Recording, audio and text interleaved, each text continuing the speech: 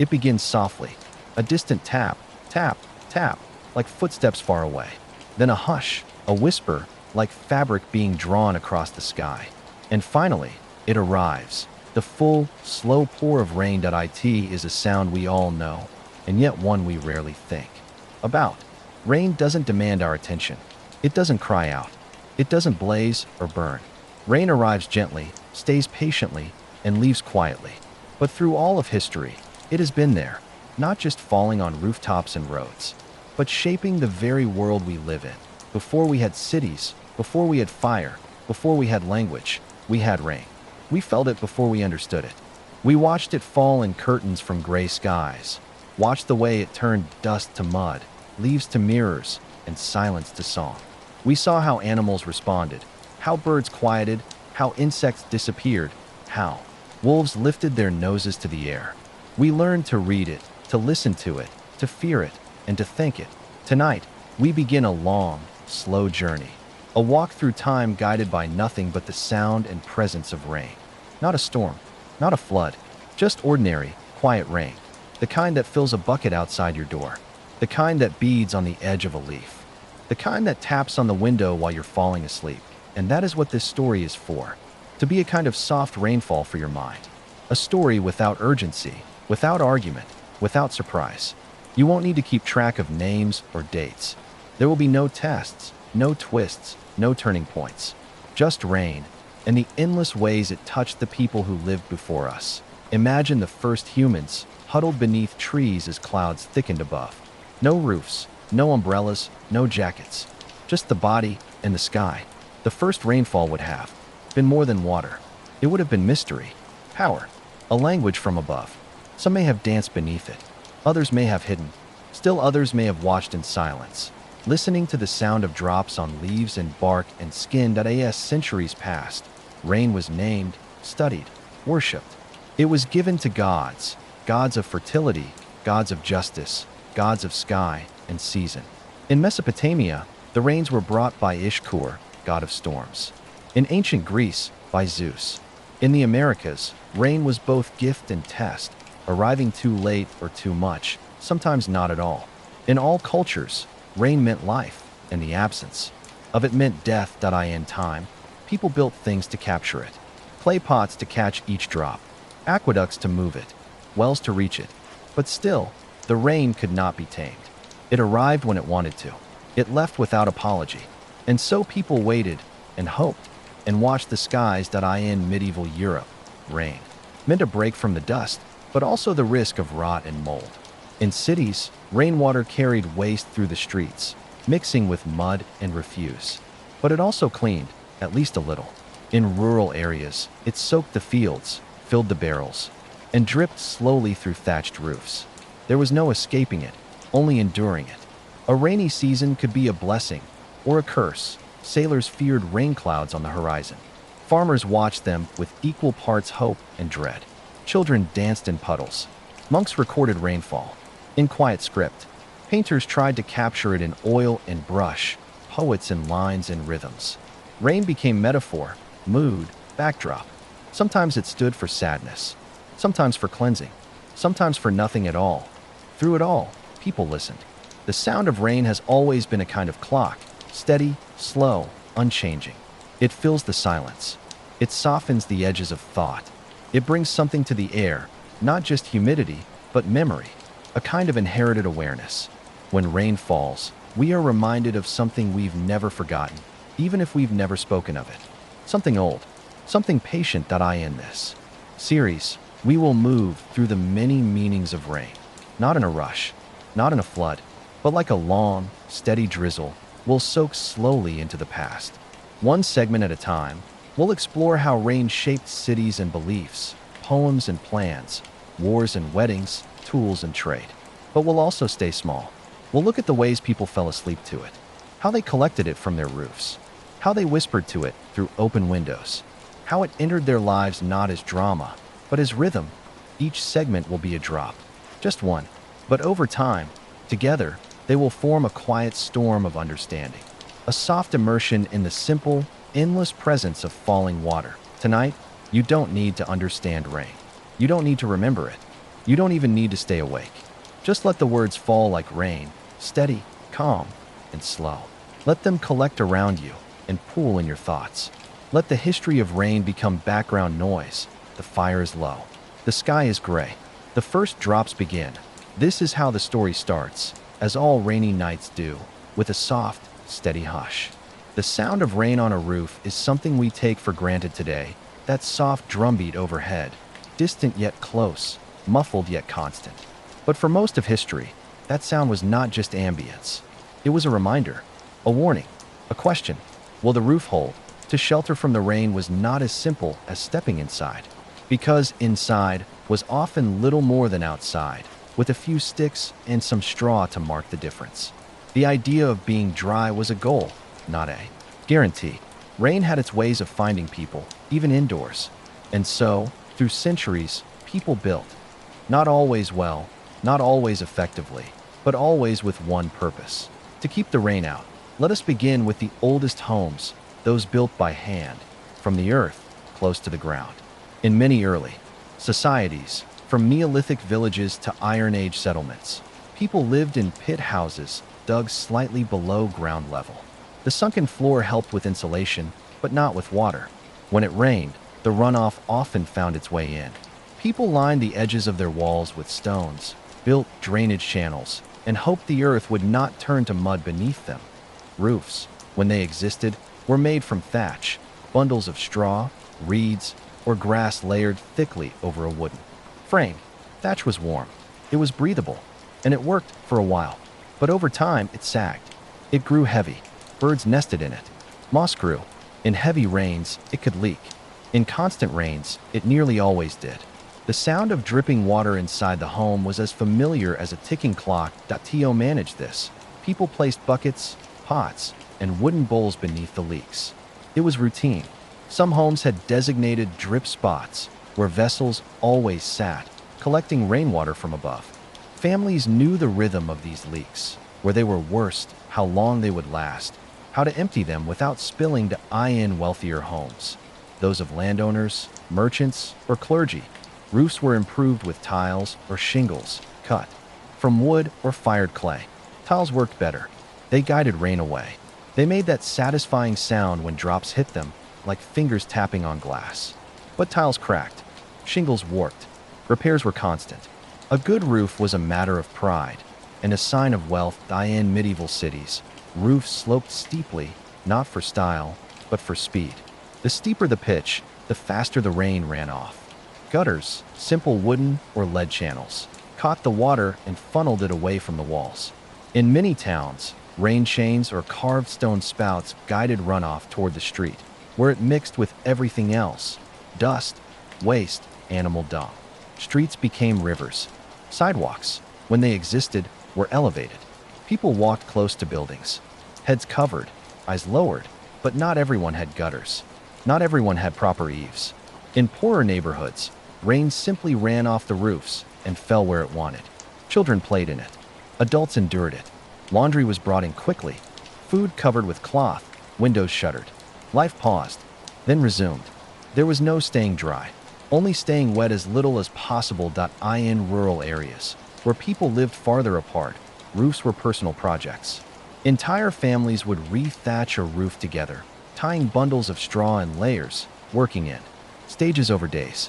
A fresh thatch smelled like grass and smoke. It was a point of pride. But even the best thatch needed replacing every decade, or sooner, if the rains were unkind.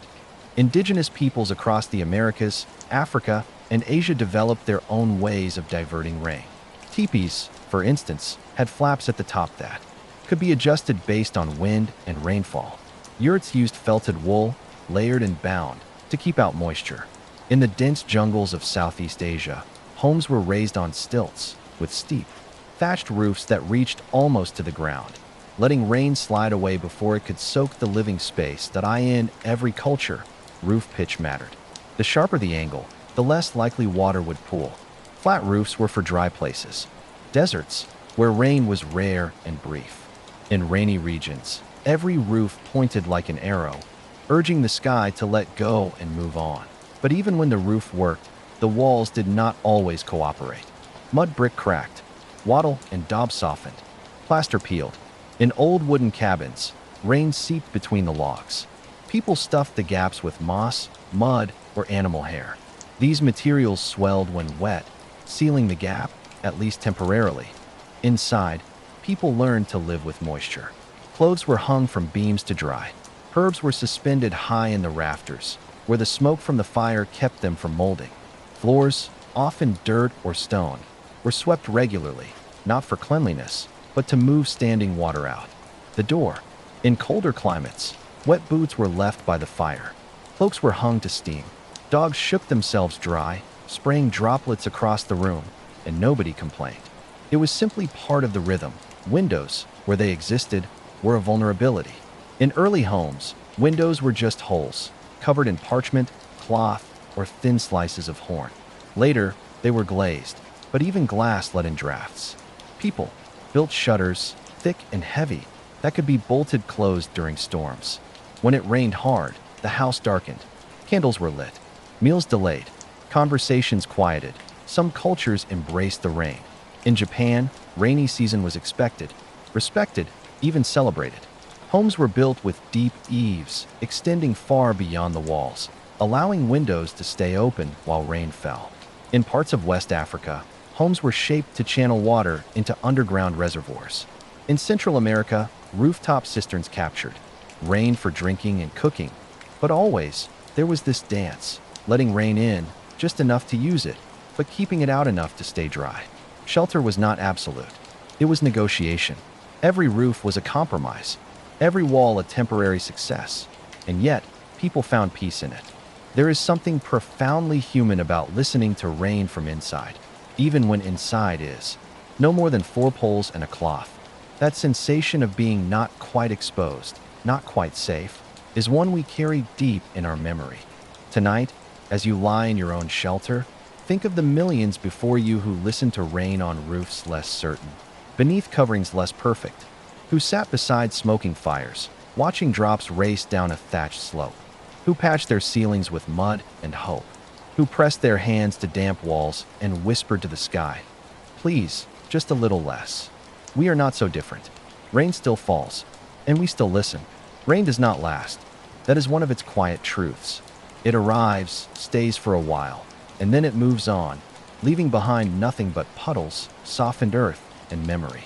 For people of the past, that transience was a challenge. You could not count on the sky. You could not schedule it, summon it, or hold it back, but you could learn to catch it.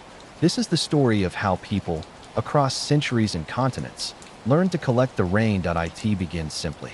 A bowl left outside, a hollow in a stone, a cupped hand turned upward. Early humans understood the value of fresh water falling from the sky. It was cleaner than rivers, calmer than springs, more immediate than ice. There was no need to dig, to chase, to purify. It came from above, as if given, and so they watched for it. They waited for it, and when it came, they gathered in the earliest villages. Rain was caught wherever it landed. People shaped the earth around them, dug shallow depressions, lined them with clay or stone. These were the first cisterns, often placed near homes under the open sky. When it rained, they filled. When it stopped, they dried.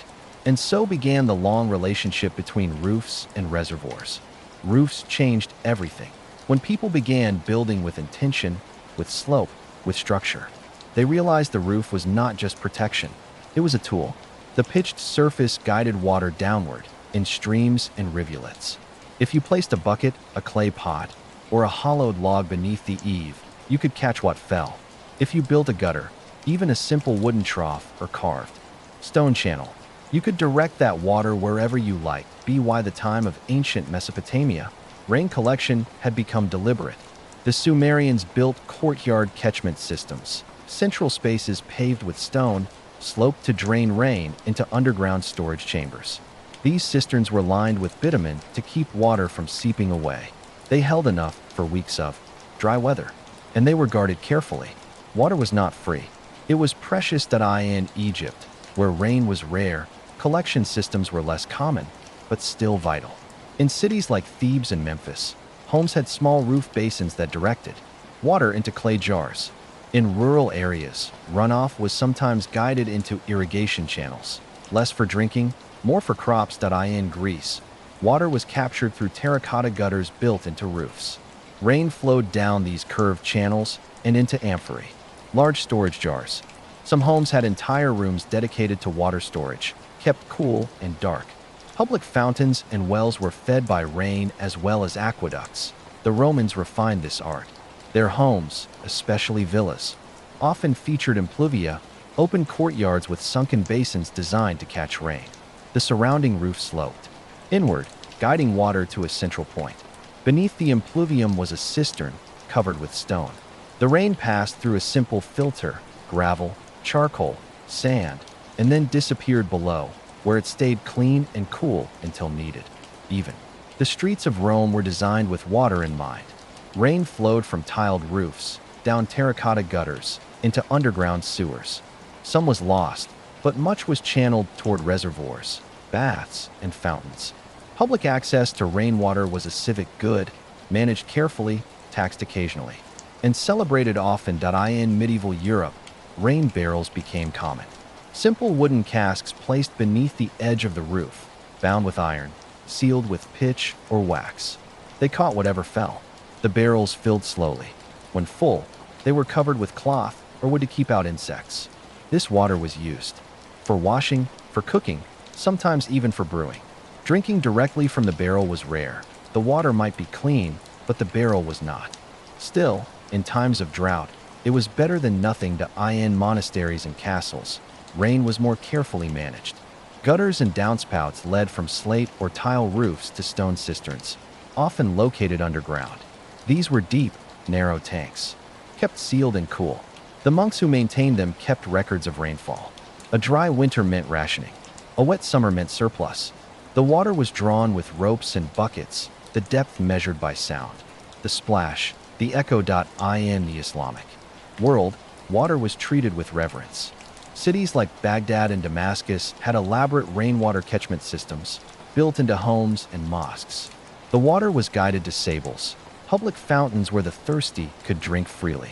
Rain was seen not just as a necessity, but as a blessing, a mercy from God. In East Asia, particularly in China and Japan, rain collection became part of architecture. Roofs with sweeping curves guided water to specific points. In Japanese homes, kusari doi, chain gutters, turned rainfall into performance. The water slid down chains into bowls or jars, creating a calming sound.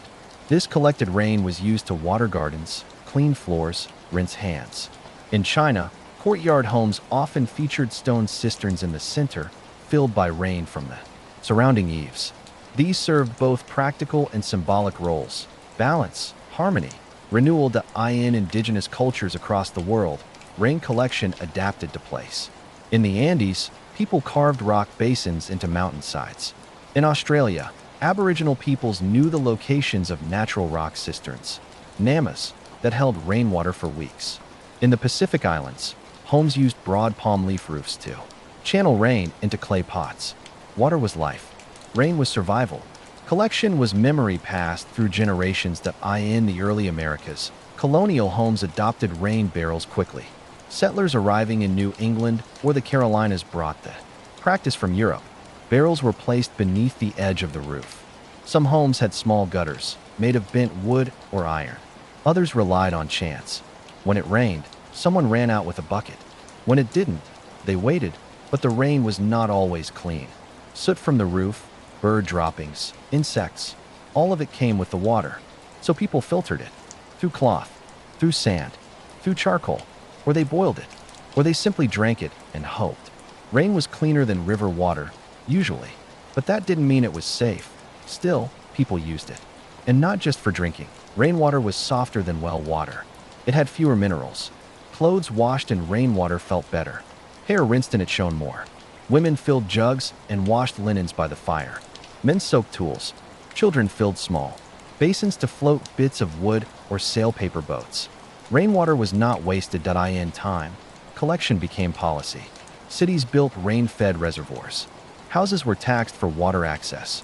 Engineers mapped runoff patterns. But the practice remained the same. A barrel, a roof, a storm, and a little patience. Tonight, as you lie in bed, perhaps with the sound of rain beyond your window, think of the countless hands that held buckets to the sky, of the rooftops that tilted just so, of the pots and jugs and jars that waited, open-mouthed, for a drink from the sky. Rain does not last, but we learned, long ago, how to make its memory linger.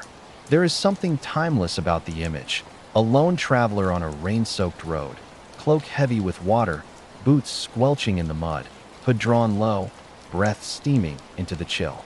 The world has narrowed to one sound, the sound of rain, falling on everything, the stones, the trees, the face. For most of human history, travel was not a fast or easy thing. It was slow, uncomfortable, and often dangerous. And when it rained, it became something else entirely. Not just a physical challenge, but a test of patience, planning, and endurance. The rain turned roads into rivers, carts into burdens, and footsteps into chores. But the world still needed to move. Let us walk back, slowly, into a time before umbrellas, before asphalt, before raincoats and traffic lights. Into the centuries when roads were made of mud, and every journey carried the weight of weathered in the earliest settlements. There were no roads, only paths worn by repetition. These dirt tracks wound between trees and rocks, following the contours of the land. When it rained, the paths became slippery. Shoes were rare. People walked barefoot or wore simple sandals, often made from leather or woven plant fibers. These soaked quickly. The mud pulled at them. Feet were often cold, wet, blistered. But there was no alternative. People still walked. To gather food, to reach water, to visit others. Villages became towns. Paths widened into cart tracks. Farmers led oxen, pulled wagons, and trudged alongside wooden wheels that sank into the soft ground. In dry weather, the tracks were passable, but in the rain, they became treacherous. Carts bogged down, wheels splintered, animals stumbled. A single day's rain could make a road impassable for a week. In ancient Mesopotamia and Egypt, early efforts were made to pave roads with stone and clay.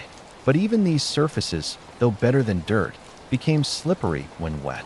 Travel was delayed, not by rules, but by mud. The Romans, famously, changed this. They engineered roads that endured. Long, straight highways paved with layered stone, stretching from Britannia to Judea. These roads had drainage ditches, sloped surfaces, and curbstones. Rain was channeled away. Travel continued, more slowly, more carefully, but it continued, still. Even Roman roads were not immune to rain. In mountainous regions, water rushed down slopes, carrying silt and debris onto the roads. In lowlands, flooding erased the path entirely. And for those walking, soldiers, merchants, messengers, there was little shelter. A Roman legionary might march for hours in the rain, his armor rusting, his sandals soaked, his cloak clinging to his legs. He could not stop. Orders awaited. The empire moved. Rain or shine. In medieval Europe, road travel grew more difficult. Again, the Roman network fell into disrepair. Roads became uneven, broken, narrowed by overgrowth. Rain turned them to swamps. Merchants delayed their journeys. Pilgrims traveled in groups for safety. Inns were spaced at long intervals, and many were full or closed. A single stretch of rain could trap travelers for days in a muddy village, waiting for the ground to dry enough to continue. Shoes, even for the wealthy, offered little help. Most were made of leather, stiff when wet, easily pierced by stones. Some were lined with wool, but wool holds water. There were no waterproof soles, no sealed seams. People wrapped their feet in rags, stuffed straw into their boots, or walked, barefoot through puddles and streams. And yet, they walked. Through fields, through forests, through mountain passes, and over bridges slick with moss. A farmer carried grain to market beneath a dripping hood. A messenger tucked a scroll beneath his tunic. A monk moved steadily through the rain, eyes low, chanting beneath his breath. The world did not stop for rain. It just slowed. Caravans faced the rain together. In the Middle East, long trains of camels moved through downpours, their hooves slipping on wet sand and stone. In Asia, horse-drawn carts rattled over wooden bridges swollen by monsoon floods. In Africa, travelers along ancient trade routes paused to shelter beneath trees, water collecting in the folds of their robes that in colonial America, roads were often no more than widened trails. Rain turned them to bogs. Wagon wheels sank deep. Horses balked. Entire families might spend the night trying to pull a stuck cart free, ankle deep in cold water. Travelers carried tarpaulins to cover goods, but these were heavy, hard to fasten, and prone to leaks that in cities, things were no better. Streets were unpaved, uneven, and cluttered. Rain turned them into rivers of refuse. Water mixed with animal droppings, broken straw, and the runoff from chamber pots. Ladies lifted their skirts. Men cursed and slipped. Carriages splashed. Pedestrians. There were no storm drains, no gutters wide enough to help. People adapted where they could. Travelers wore cloaks made of waxed cloth or oilskin. These helped somewhat, but they were heavy, hot, and often stiff. Some used broad-brimmed hats, woven from straw or felt, to shield their faces. Others carried cloth bundles on sticks, wrapped tightly to keep their belongings dry. But water found its way in. Always, bridges, too, told stories of rain. Some collapsed under the weight of runoff. Others were slick with moss. Travelers hesitated before crossing. They watched the flow, judged the depth, listened to the creaking timbers. A flooded stream could delay a journey by days. A washed-out bridge could force a detour of miles. But it was not all misery. There were moments of beauty in the rain, of quiet, of shared shelter. Strangers huddled beneath an overhang. Travelers offered space in a covered cart. Children ran beside. Wagons, laughing as water sprayed from the wheels. Rain brought stillness to the land. Fields glistened. Leaves shone. Roads were empty. For a time, the world seemed slower, closer, and sometimes rain brought relief. After days of dry heat, the first drops were welcome. A dusty path became fragrant. A traveler lifted their face to the sky, let the water wash away the fatigue. Cloaks opened. Hats were removed. The rain became a friend, for a moment. Tonight, think of those who walked the long roads before you, who carried letters through storms, who traded silk and salt and stories, their boots soaked and shoulders bowed, who stood beneath trees, waiting for the downpour to pass, who crossed flooded fields because they had to, because there was no other way. Rain slows us, but it also connects us to each other, to the land, to the quiet persistence of movement through discomfort, and so we walk, one step at a time, through the soft, endless rain. Before the rain begins, sometimes long before the first drop falls, there is a moment. The wind changes. The birds go quiet. The world seems to hold its breath. And then, drifting through the air, it comes. That smell. It is earthy, warm, familiar, a scent that seems to rise from the very bones of the ground. It is not the rain itself you're smelling. Rain, after all, has no scent. It is the world's reaction to rain, the whisper of soil touched by water that carries through the air. We call it petrichor now, a scientific name, quiet and elegant. But long before the word existed, people noticed. They remembered. They associated that smell with something deeper. Return, renewal, change. Tonight, we explore the smell of rain, how it comes to be, how it was noticed through history, and how it has always carried memory with it, like a message in mist. The science beneath the poetry. The smell of rain has a cause, as most things do. When dry soil is touched by water, it releases compounds, natural oils built up during dry periods that had lain dormant until the moment of contact. The most notable among these is geosmin, a word that means earth smell, produced by actinobacteria in the soil. Another key player is the oils secreted by plants during drought. Together, when hit by rain, they rise, carried on the wind, drawn into the nose, and translated by the brain into something ancient and calming. The word petrichor itself was coined only in 1964 by two Australian scientists. But of course, people smelled rain long before science gave it a name. In ancient texts, the scent is described as the breath of the earth or the tears of the soil. In poetry, it appears as the first sign of spring, the scent of the gods, or the signal of peace after chaos. But no matter the language, people noticed, and they remembered. Ancient associations in India, the monsoon rains bring not just water, but scent. Long before the rain arrives, the first smell of wet earth announces its coming. In Sanskrit poetry, This scent is called tikganda, literally the smell of soil. It appears in love poems, in religious texts, in seasonal songs. It was believed to be calming, grounding, even healing. In the Middle East, traders recognized the scent before storms. It meant the desert would bloom. The earth, cracked and dry for weeks, would soon darken with moisture. Camels stirred, birds circled, the wind changed. Merchants would tighten their tents and pause their journeys, waiting for the rain to pass. But first, they'd breathe deeply, the scent of wet dust filling the lungs like prayer. In Africa, pastoralist cultures used the smell of rain to guide movement. The wet season rains moved across the land like a tide, and their scent traveled ahead of them. Herds shifted, people followed. The smell meant water was near, grass would return, the rivers would swell. It was not just sensory, it was signal. Even in ancient Greece, philosophers commented on the smell that preceded rain. Theophrastus, a student of Aristotle, wrote about changes in the air, the feel of the wind, the scent rising from the ground. Though he didn't know about geosmin, he understood that the nose could detect the coming of weather long before the sky changed. Rain, in memory, the scent of rain is not just chemical. It is deeply personal. For centuries, people have written about how it calls up memories of childhood, of lost places, of moments that otherwise might have vanished. In medieval England, rain was a near constant presence. Monks, scribes, and poets mentioned it often, not only as weather, but as mood. A sudden rain after drought was marked not just by its sound, but by its scent, which they described as the waking of the earth. A monk in a 13th century manuscript wrote, "When the rain returns, the ground speaks." He meant the smell. In China, classical poets wrote of spring rains that arrived with fragrance. "The first drop touches the dust, and the city sighs," wrote one Tang dynasty poet.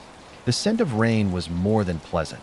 It was a sign that the world had not forgotten its cycles, and in the New World, both settlers and indigenous peoples recognized the scent. Colonial diaries speak of the sweet smell rising from the prairie just before the rain began. Among Native American tribes, the smell of approaching rain was used to predict animal movement, to mark the start of planting, and to judge the changing of seasons. In every place, the smell of rain came to mean more than weather. It was a tether, a reminder that the world could change and then change back again. Urban rain, rural rain. Even today, the smell of rain varies depending on where you are.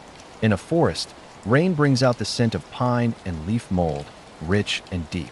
In a city, the first drops stir up oil, stone, and dust, sharper, cooler. In the fields, it smells of soil and stalk. On the coast, it mixes with salt.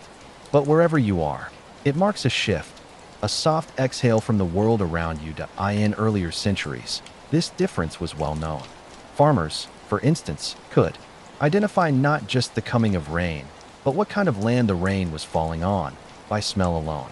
They could tell forest from field, dry from moist, upland from valley. It wasn't magic. It was attention. Travelers too grew skilled in scent. A merchant in 16th century France might write in his journal, "The rain met us before Lyon, carried on a sweet and stony wind." To us, poetic. To him, precise. Rain as ritual. In some cultures, the smell of rain was part of ceremony. In Zulu tradition, for example, rainmakers were called upon during drought. Part of their role involved noticing the wind and the scent in the air. When the scent of rain returned, it was taken as proof that the rituals had worked. In Japan, tea ceremonies in the rainy season included bowls placed outside to catch fresh rainwater, which would then be used in the preparation of tea, gently infused with the scent of the air. The smell was not masked. It was welcomed. In early Christianity, rain was a metaphor for grace, and its scent, a whisper of that divine presence. Some churches burned herbs like rosemary during rainstorms to blend the holy with the earthly. Rain brought water, but its scent brought presence. Tonight, the smell lingers. You don't have to see the rain to know it's coming. Sometimes, you only need to smell it. A change in the air, a familiar softness rising from the street or soil. That blend of mineral, root, memory. Tonight, as you drift off, let yourself remember a time when you smelled the rain before it fell. Maybe you were a child, stepping outside just before a summer storm. Maybe you were walking home, and the wind changed, and the trees shivered. Maybe you were nowhere in particular, but the scent still came, and something inside you paused. That is what petrichor does. It reminds you that the world breathes too, that the earth speaks when touched, that even in silence, something stirs. Beneath the surface, let that scent linger in your mind, like the fading notes of a song. Let it drift gently through your thoughts. The rain will come. It always does. The world slows when it rains. The light dims. The sound deepens. Everything softens around the edges. And for as long as there have been people who sleep, rain has offered a kind of lullaby. Tonight, we lie down with the past, not in a museum or a book, but in the beds and shelters of those who lived before us. We close our eyes in old houses, under worn roofs, beside windows that rattle in the wind. We listen to the rain, not the storm, but the quiet kind, and ask, how did they sleep? Because rain is not just water, it is rhythm, and rhythm is rest. Sleep before the roof, long before beds were built, long before walls and fireplaces, people slept outside, beneath overhangs, in caves, under trees. When it rained, they huddled together. They pulled furs over their bodies, pressed close to the ground, or found the driest patch of earth they could. The sound of rain in those times was not always comforting. It meant exposure, cold, the risk of animals, illness, discomfort. But still, people slept. They had to. The body requires rest, even in rain. And so they listened to it, accepted it, breathed with it. In those earliest shelters, sleep came in short segments, a few hours at a time, disturbed by noise, wind, and wet. Yet the rhythm of rain was known. It marked the night in steady taps, counted time in droplets. It was a background presence, always nearby. The medieval bed in medieval Europe, sleeping through the rain was a privilege. Roofs leaked, walls were thin, fireplaces smoked. The bed, for those who had one, was often shared, not just with family, but with strangers, guests, or servants. A feather mattress, if it existed, was precious. More often, people slept on straw, spread over wooden slats, or the floor. Rain falling on a thatched roof made a sound like distant applause. Soft, scattered, gentle, but that same roof might drip, especially where the reeds were thin. People placed chamber pots, buckets, or even shoes beneath the leaks. Some beds were positioned away from known drip spots. Some were covered in thick woolen blankets, not just for warmth, but to keep the damp at bay. The rich had canopy beds, with curtains, not for privacy, but for insulation. Heavy cloth could trap heat and block drafts. When it rained, the curtains were drawn tight, the candles dimmed, and the world outside disappeared. Children often slept in lofts, near the roof, closer to the sound. They grew up listening to the rain the way we grow up listening to stories. Familiar, predictable, soothing. Nomads, tents, and rain in nomadic cultures. In Central Asia, the Arabian deserts, the African plains, sleep in the rain was different. It was not something to fight. It was something to plan for. Tents were built to shed water. The yurt, for example, used layers of felted wool, waterproof and warm. Rain tapped on the roof above, but rarely entered. Inside, families lay on rugs or mats, close to one another, the fire low, the air filled with steam from breath and souped in desert regions. Rain was rare, but tents were designed to withstand sudden downpours. The Bedouin, for instance, knew how to pitch their black tents, to face away from the wind. When rain came, it pattered against tightly stretched goat hair fabric. The sound was light, high-pitched, almost musical. Sleep in these places was often closer to the earth, literally. There were no beds, only layers of fabric, hides, or woven mats. The rain was both a background and a blessing. It brought scent, coolness, rest, urban sleep, and the rain outside in early cities. Whether in Renaissance Italy or 18th century Paris, buildings were packed close. When it rained, the sound was amplified. Gutters overflowed. Streets ran with water. But inside, behind shutters and curtains, people still tried to sleep. Inns had shared sleeping quarters. Travelers slept side by side, often with strangers. Their boots wet, their cloaks hung to dry by the fire. Rain drummed on the roof above, mixed with snores and whispers that in wealthier homes. Bedrooms were quieter. Glass windows had begun to appear, small and rippled. Rain hit them with a soft tap. Beds were higher, padded, warmed by hot bricks or heated stones. Yet even here, the rain was present. In the way the floorboards creaked, in the way the chimney breathed. People wrote about it in letters and diaries. The rain sings on the roof tonight. It eases the fever in my mind. London, 1764, there is comfort in the falling rain. It keeps the world at a distance. Vienna, 1812, rain had become not just something endured, but something welcomed. A sleep aid, a mood, sleep under the open sky, and still, many slept outside. Sailors, soldiers, shepherds, traveling monks, exiled thinkers, pilgrims on the road. Some by choice, many not. For them, rain was a mixed gift. It cooled, it washed, it masked sound, but it also soaked clothing, chilled the skin, made the earth uncomfortable. Still, sleep. Came out a soldier on campaign might dig a small trench, lay a cloak across it, and sleep with his back to the wind. A shepherd might build a small lean-to from branches and listen to the rain tap above. A traveler might curl beneath a cart or find shelter beneath a rock face. They did not sleep long, but they slept, and the rain, even then, became rhythm, rituals. And rainy nights in some cultures, rainy nights were seen as sacred. In Japan, rain during the night was believed to cleanse the world. Sleeping through it was a kind of blessing. In India, monsoon nights brought families closer. All beds pulled near, meals eaten by lamplight, stories told over the sound of rain on tin roofs. In Africa, drums mimicked the rain's rhythm. Songs were written to lull children to sleep, while the sky wept. In Russia, old lullabies mentioned the rain's fingers on the window, a phrase still spoken today. The connection between rain and dreams became part of folklore. Some believed that dreams during rain were more powerful. Others said they were clearer. Rain was not just weather. It was a mood, a portal. The modern echo today, many of us live behind glass, under shingles, above concrete. The rain is muffled, sealed out, but we recreate it. We buy white noise machines. We play recordings of thunderstorms. We tell ourselves that rain helps us sleep, and it does. It always has, because rain slows the mind. It removes urgency. It places you somewhere soft. It gives the world permission to pause, just for a night.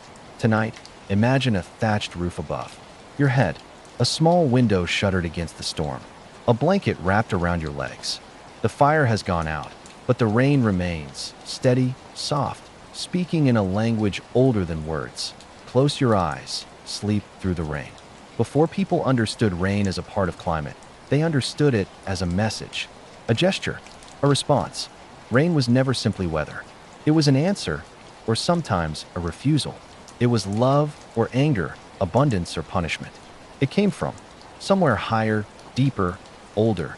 And so, for most of history, when the rain failed, or when it came too much, people turned not to science, but to ceremony. Tonight, we step into those rituals, into the chants, dances, fires, and sacrifices, not with judgment, but with gentle attention. Because behind every ritual for rain was the same quiet plea: we need water. We are thirsty. Help us. Let us begin, not with the gods, but with the ground, earth. Cracks, eyes lift, it begins with dryness. The ground hardens. The crops falter. The animals pace and stare. The wells recede. And the people, the farmers, the shepherds, the mothers, begin to worry. In these moments, across centuries and continents, people have looked up, and then inward. In ancient Mesopotamia, drought was considered divine punishment. The people of Sumer and Akkad performed rituals at ziggurats, stepping pyramid-like temples, where priests chanted hymns to Enlil, god of wind and storms. Offerings were made: bread, milk, sometimes livestock. A clay tablet from 2100 BCE reads, "We burned sweet herbs at dusk. We poured clean water at dawn. Still the sky remains closed." In Egypt, where the Nile was life, rain was rare, but vital. In the south, rituals there honored Tefnut, goddess of moisture. Dancers moved like falling drops. Priests poured water onto hot stones, sending steam into the air as symbolic clouds. Children wore blue linen and sang from rooftops. In India, rain is sacred. The god Indra, wielder of thunderbolts, was once central to Vedic rituals. The ancient texts, the Rig Veda in particular, include dozens of hymns asking for rain. Fires were lit, ghee poured, mantras repeated in rhythmic tones. In rural villages, even today, children walk through fields singing Varanagan, rain songs passed down through centuries.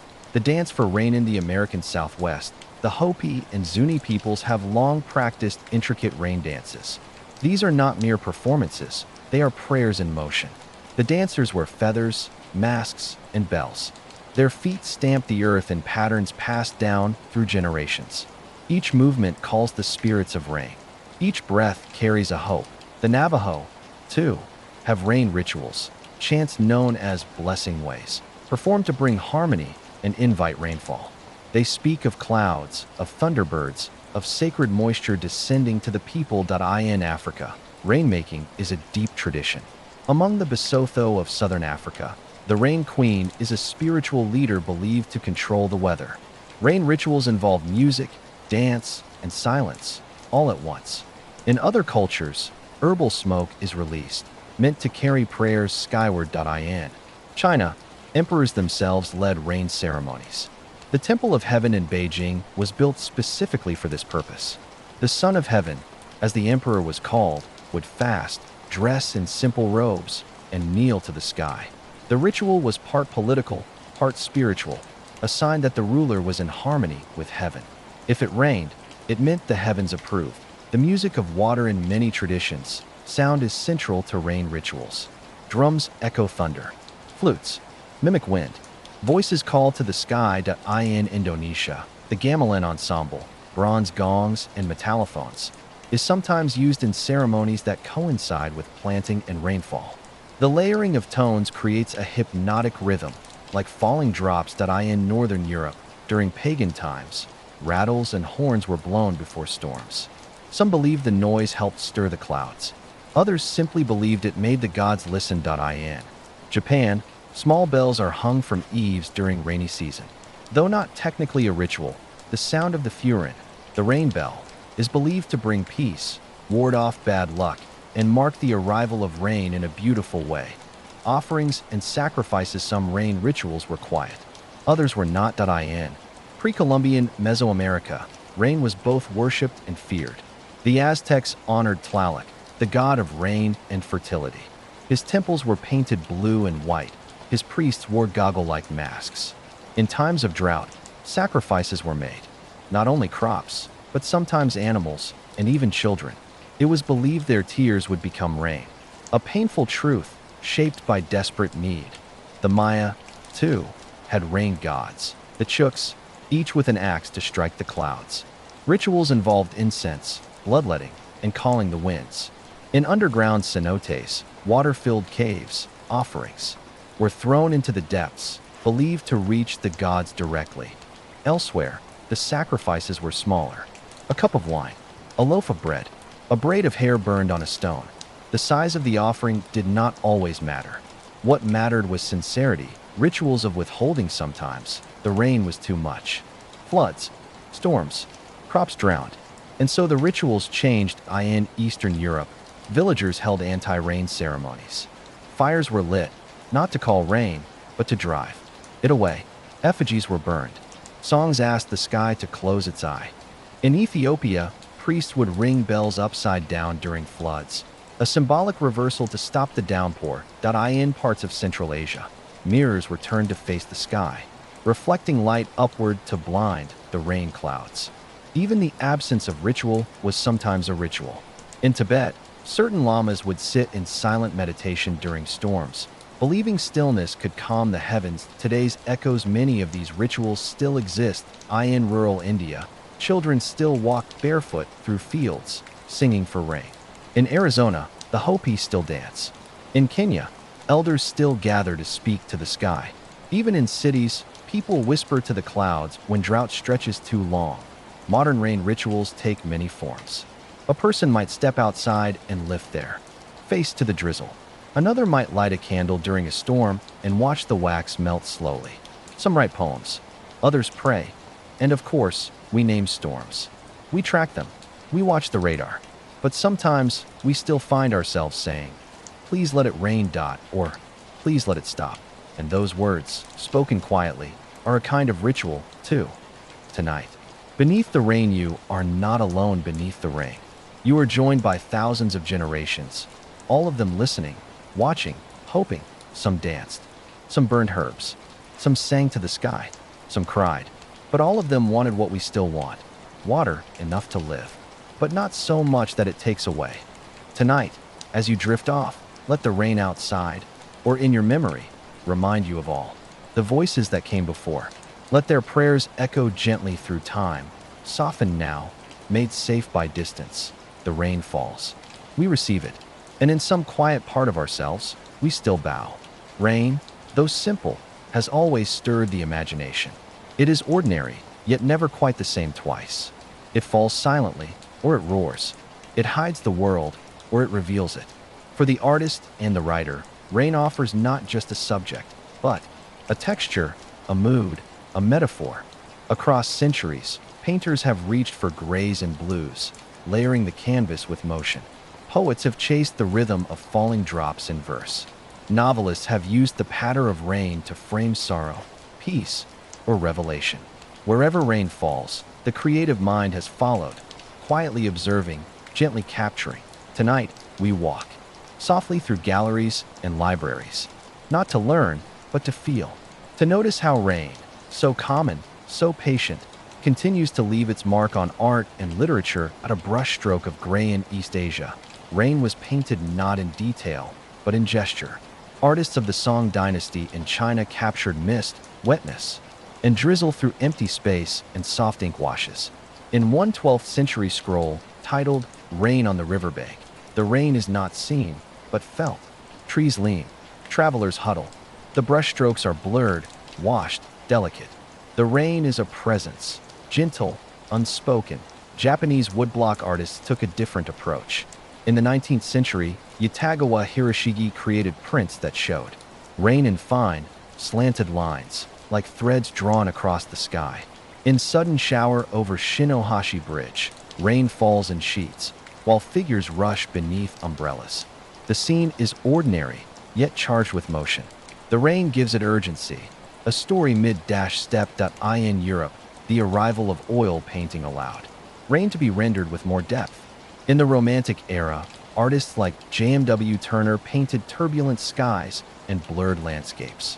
In his work, Rain, Steam, and Speed, rain blends with fog and motion. A train rushes forward through a storm. It is not just a picture of weather. It is a feeling of modernity, time, change. The Impressionists followed. Claude Monet, in his series of Haystacks and Gardens, captured rain not by painting raindrops, but by softening the light. His gardens at Giverny in the rain glow with damp greens, silvers, and lilacs.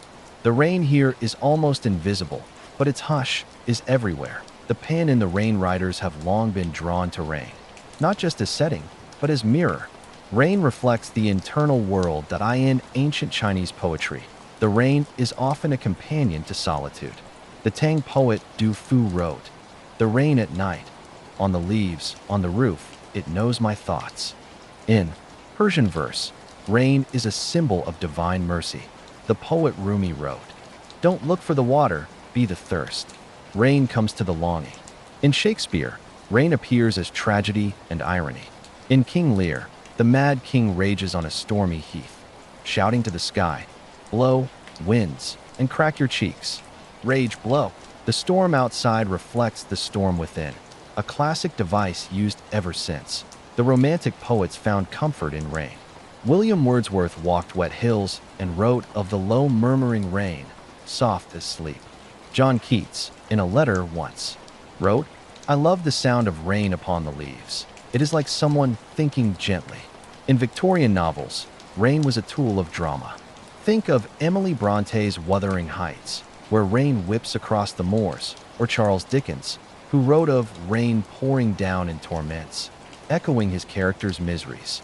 Rain as metaphor. Rain has meant many things that in literature. It can cleanse. A character may stand in the rain to be reborn.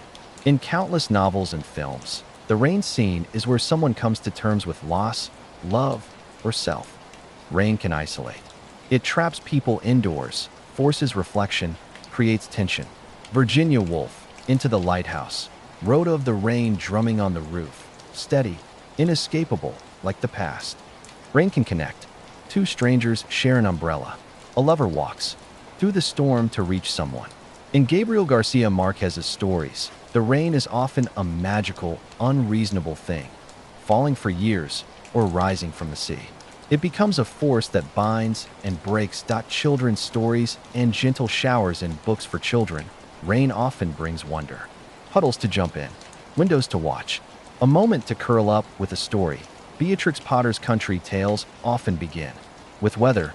It was a wet and windy morning, setting a cozy tone. In Winnie the Pooh, a flood caused by rain becomes a light-hearted adventure. Rain in children's literature is rarely frightening. It is curious, comforting, a reason to pause, picture books, to celebrate rain. In Ezra Jack Keats' The Snowy Day follow-up, Peter walks through a summer storm. The text is spare, the mood gentle. Rain is a playmate, not a threat. Modern takes. The rain continues. Contemporary writers still reach for rain. In Haruki Murakami's novels, rain marks transitions between dream and reality.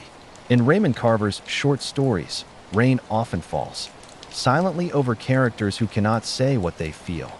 Annie Dillard, in Pilgrim at Tinker Creek, writes of rain with scientific awe. The rain comes down like needles. It stitches the sky to the earth. In poetry, rain still appears daily. In small presses, in song lyrics, in haiku. The language may change, but the impulse remains. Rain slows the world. And in that space, words arise. The painter in the room imagine. Now a painter, centuries ago, standing at a window. Outside, the rain falls. Inside, the light is dim. The painter watches the water run down the glass. A brush waits. The canvas is half finished. The rain has changed the mood of the work, softened it. A gray has replaced a blue. A figure has turned inward. Now imagine a writer curled beside a lamp. A page open, pen in hand. The storm outside blurs the trees. The rhythm of rain joins. The rhythm of thought. A sentence arrives, like thunder, and then passes. Both are working, but also listening. Tonight, Let It Rain art does not copy rain. It responds to it, with pigment, with syllables, with memory, and rain, in turn, answers. It falls on the canvas. It runs through the poem.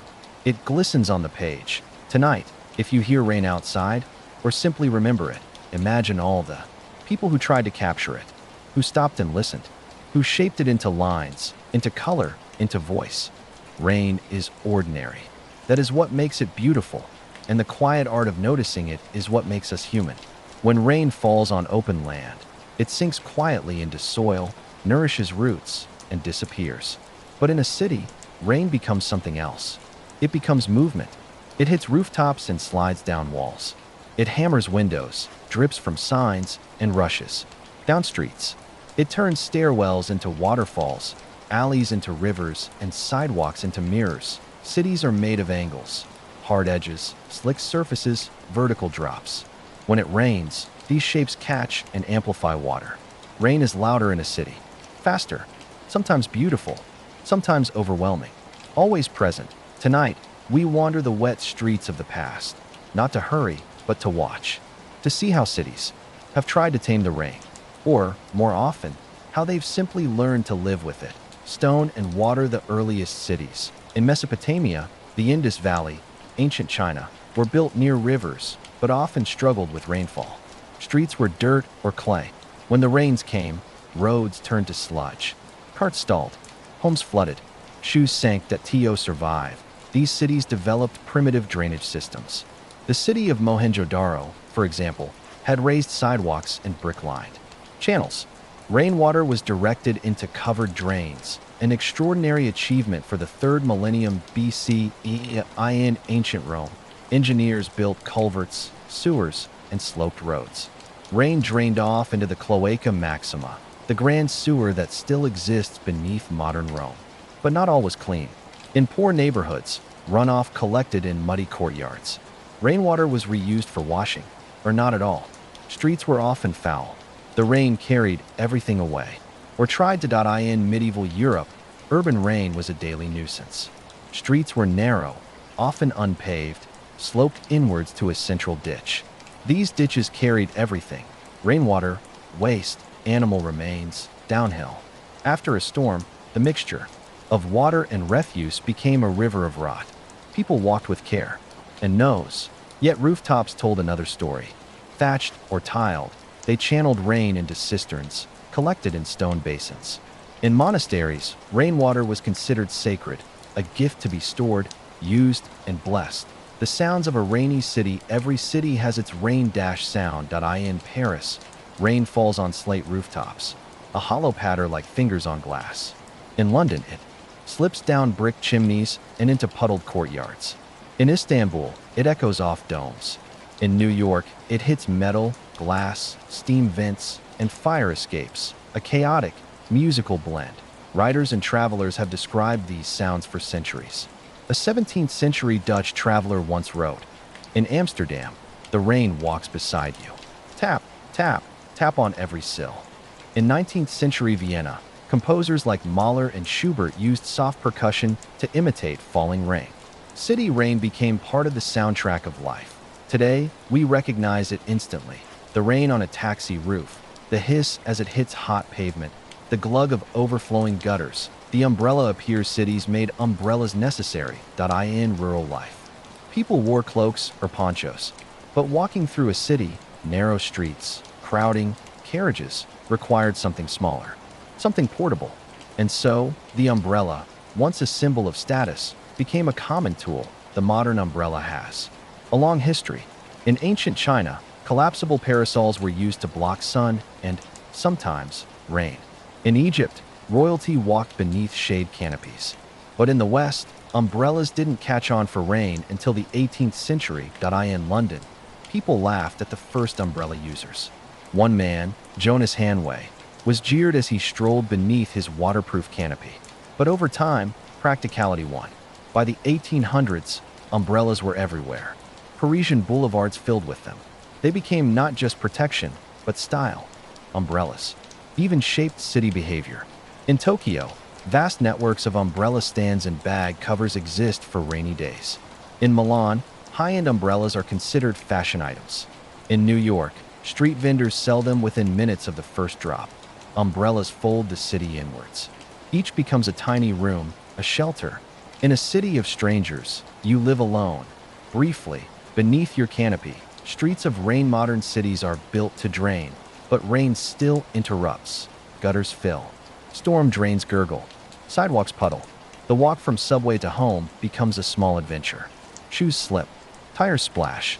People dash. And yet, there's beauty. At night, streetlights reflect in puddles like liquid mirrors. Neon signs ripple in. Gutters. Lovers walk close, sharing one umbrella.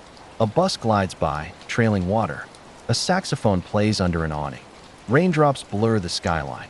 Rain makes the city dream. It also makes it pause. Cafes fill. Bookstores stay open longer. A stranger offers half an umbrella. Someone stands at a window and watches the world wash itself. Floods and futures, of course. Not all urban rain is gentle. In Venice, rain contributes to high tides.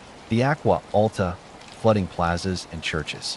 In Mumbai, monsoon rains halt trains. In New Orleans, rain plus poor drainage has led to devastating floods. Climate change has made urban rain more intense. Cities pave over soil, leaving rain nowhere to go. Flash floods overwhelm drains. Sewers back up. Basements flood. Entire systems struggle, but cities adapt. Green roofs absorb rain. Permeable pavements let water sink. Rain gardens filter runoff. Smart drains respond to weather forecasts. Still, the human response remains simple: an umbrella, a raincoat, a slow walk home. The city softened. There's a secret in every city. When it rains, it calms. The cars still move. The people still work. But something changes. Sound becomes softer. The rush becomes slower. You walk differently. You notice more. A dog shakes water off by a door. Steam rises from a bakery. A single window glows with a reading lamp. You see the city, not as a machine, but as a home. Tonight, let the streets glimmer. Close your eyes now and picture a rainy street. It could be old or modern, London or Kyoto, brick or asphalt, The rain falls in streaks beneath the street lamp. You walk slowly. You hear every drop. You're not cold, not rushed. You are part of it. The rain does not ask anything of you. It simply continues, a soft reminder that even the hardest places need a little water, a little quiet, a little reflection. Let the city sleep beneath the rain, and let yourself sleep with it. A farmer is someone who listens to the sky, not in poetry, in practice. They watch the clouds, smell the wind, feel the dirt, and above all, they wait for the rain. Too much, and the roots rot. Too little, and the crop dies. Rain, to a farmer, is not background. It is the main character. The difference between feast and famine, between staying on the land and leaving it behind.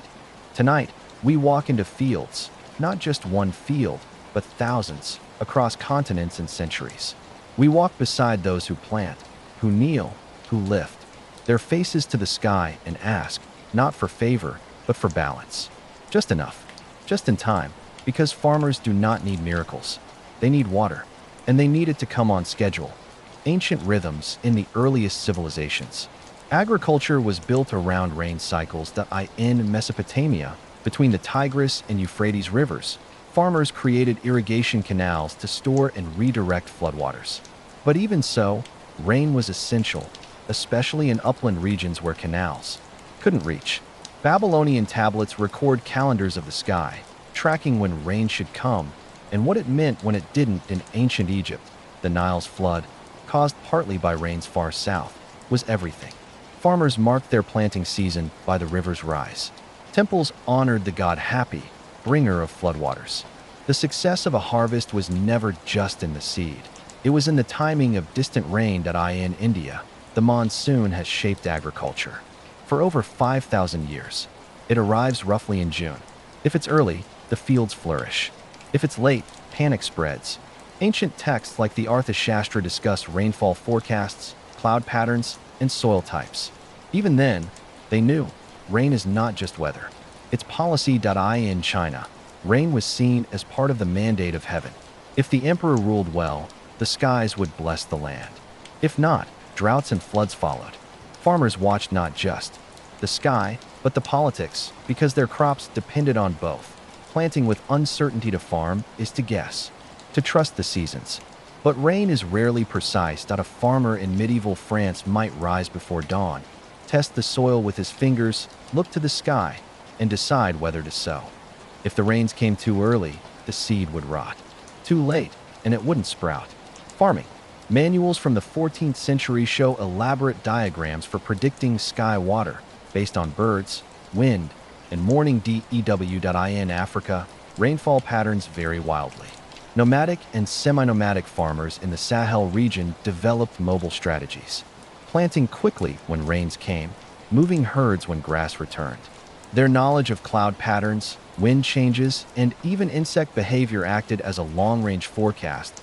In Mesoamerica, the Maya observed Venus and the moon to track rainfall cycles.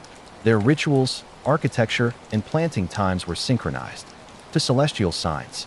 But even they couldn't control the skies. Droughts led to collapses. Cities shrank.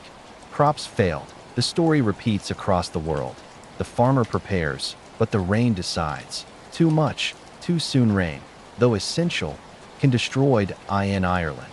In the 1840s, consistent rains created the perfect conditions for potato blight. The result, the Great Famine. Over 1 million people died. Another million emigrated.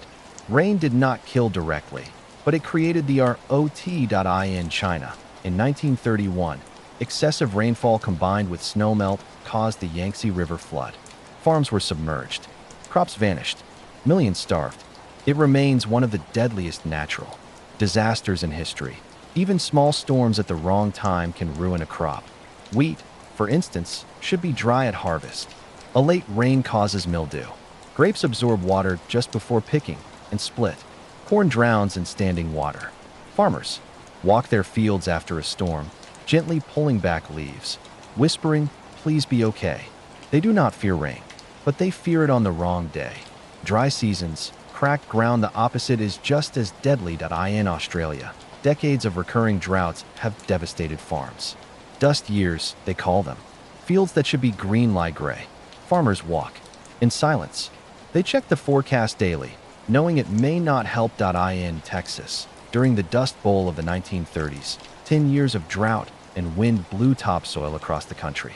Farmers lost land, crops, homes. Many fled west. The rains had not stopped forever, but for those who lived it, it felt like they had. Drought does not arrive with thunder. It creeps.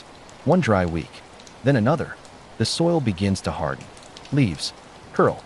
Wells drop. Hopes fray. Some farmers pray. Others drill. Most wait.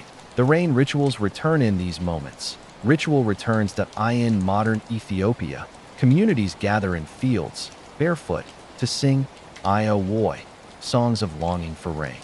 In Mexico, statues of saints are carried into fields and back into churches, depending on the clouds. In India, some rural villages still send children out in naked processions, calling the rain gods to act. In parts of Eastern Europe, puppet effigies are burned or drowned to end drought. Science has improved: satellites, radar, crop modeling. But at the root of it all, the same need remains. We need rain. And we cannot make it. Modern farmers, old. Struggles today, farmers have access to more tools. Drip irrigation, weather forecasting, soil moisture sensors. Yet none of these create rain. They only stretch what exists. A farmer in Nebraska may use apps, sensors, and solar pumps. But he still wakes up at 5 a.m. and walks the field. He still watches the sky. A vineyard in France may consult meteorologists and drones. But when the rain comes too late or too early, the harvest still suffers. Rain remains a guest, not a tool, a force, not a feature. The sound of rain on a tin roof, and yet, when it comes just right, at just the right moment, it is glorious. A dry field darkens. Dust settles. Leaves perk up. The air cools.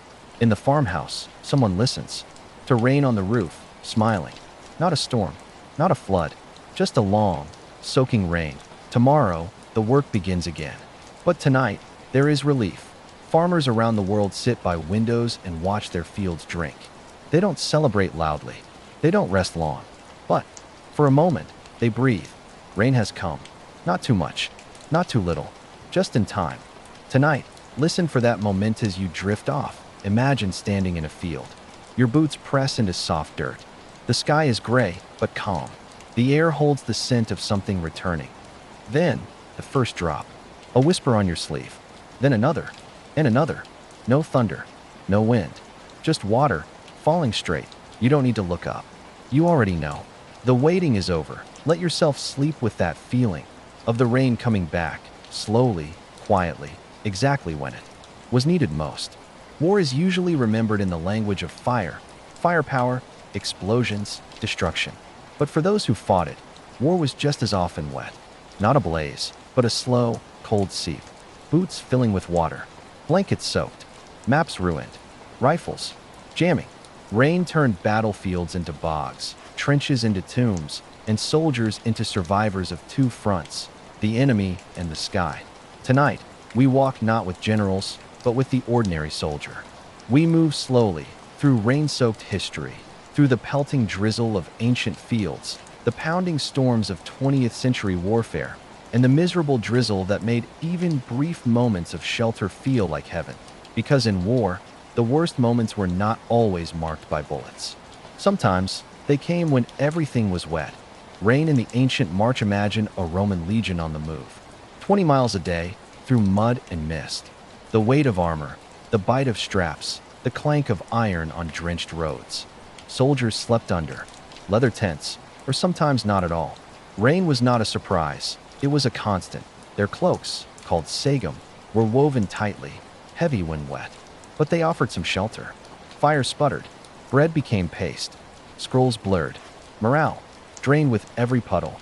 And yet, they marched in medieval battles. The rain often decided the day before swords did. Wet ground slowed cavalry. Bogs swallowed carts. Arrows flew unpredictably.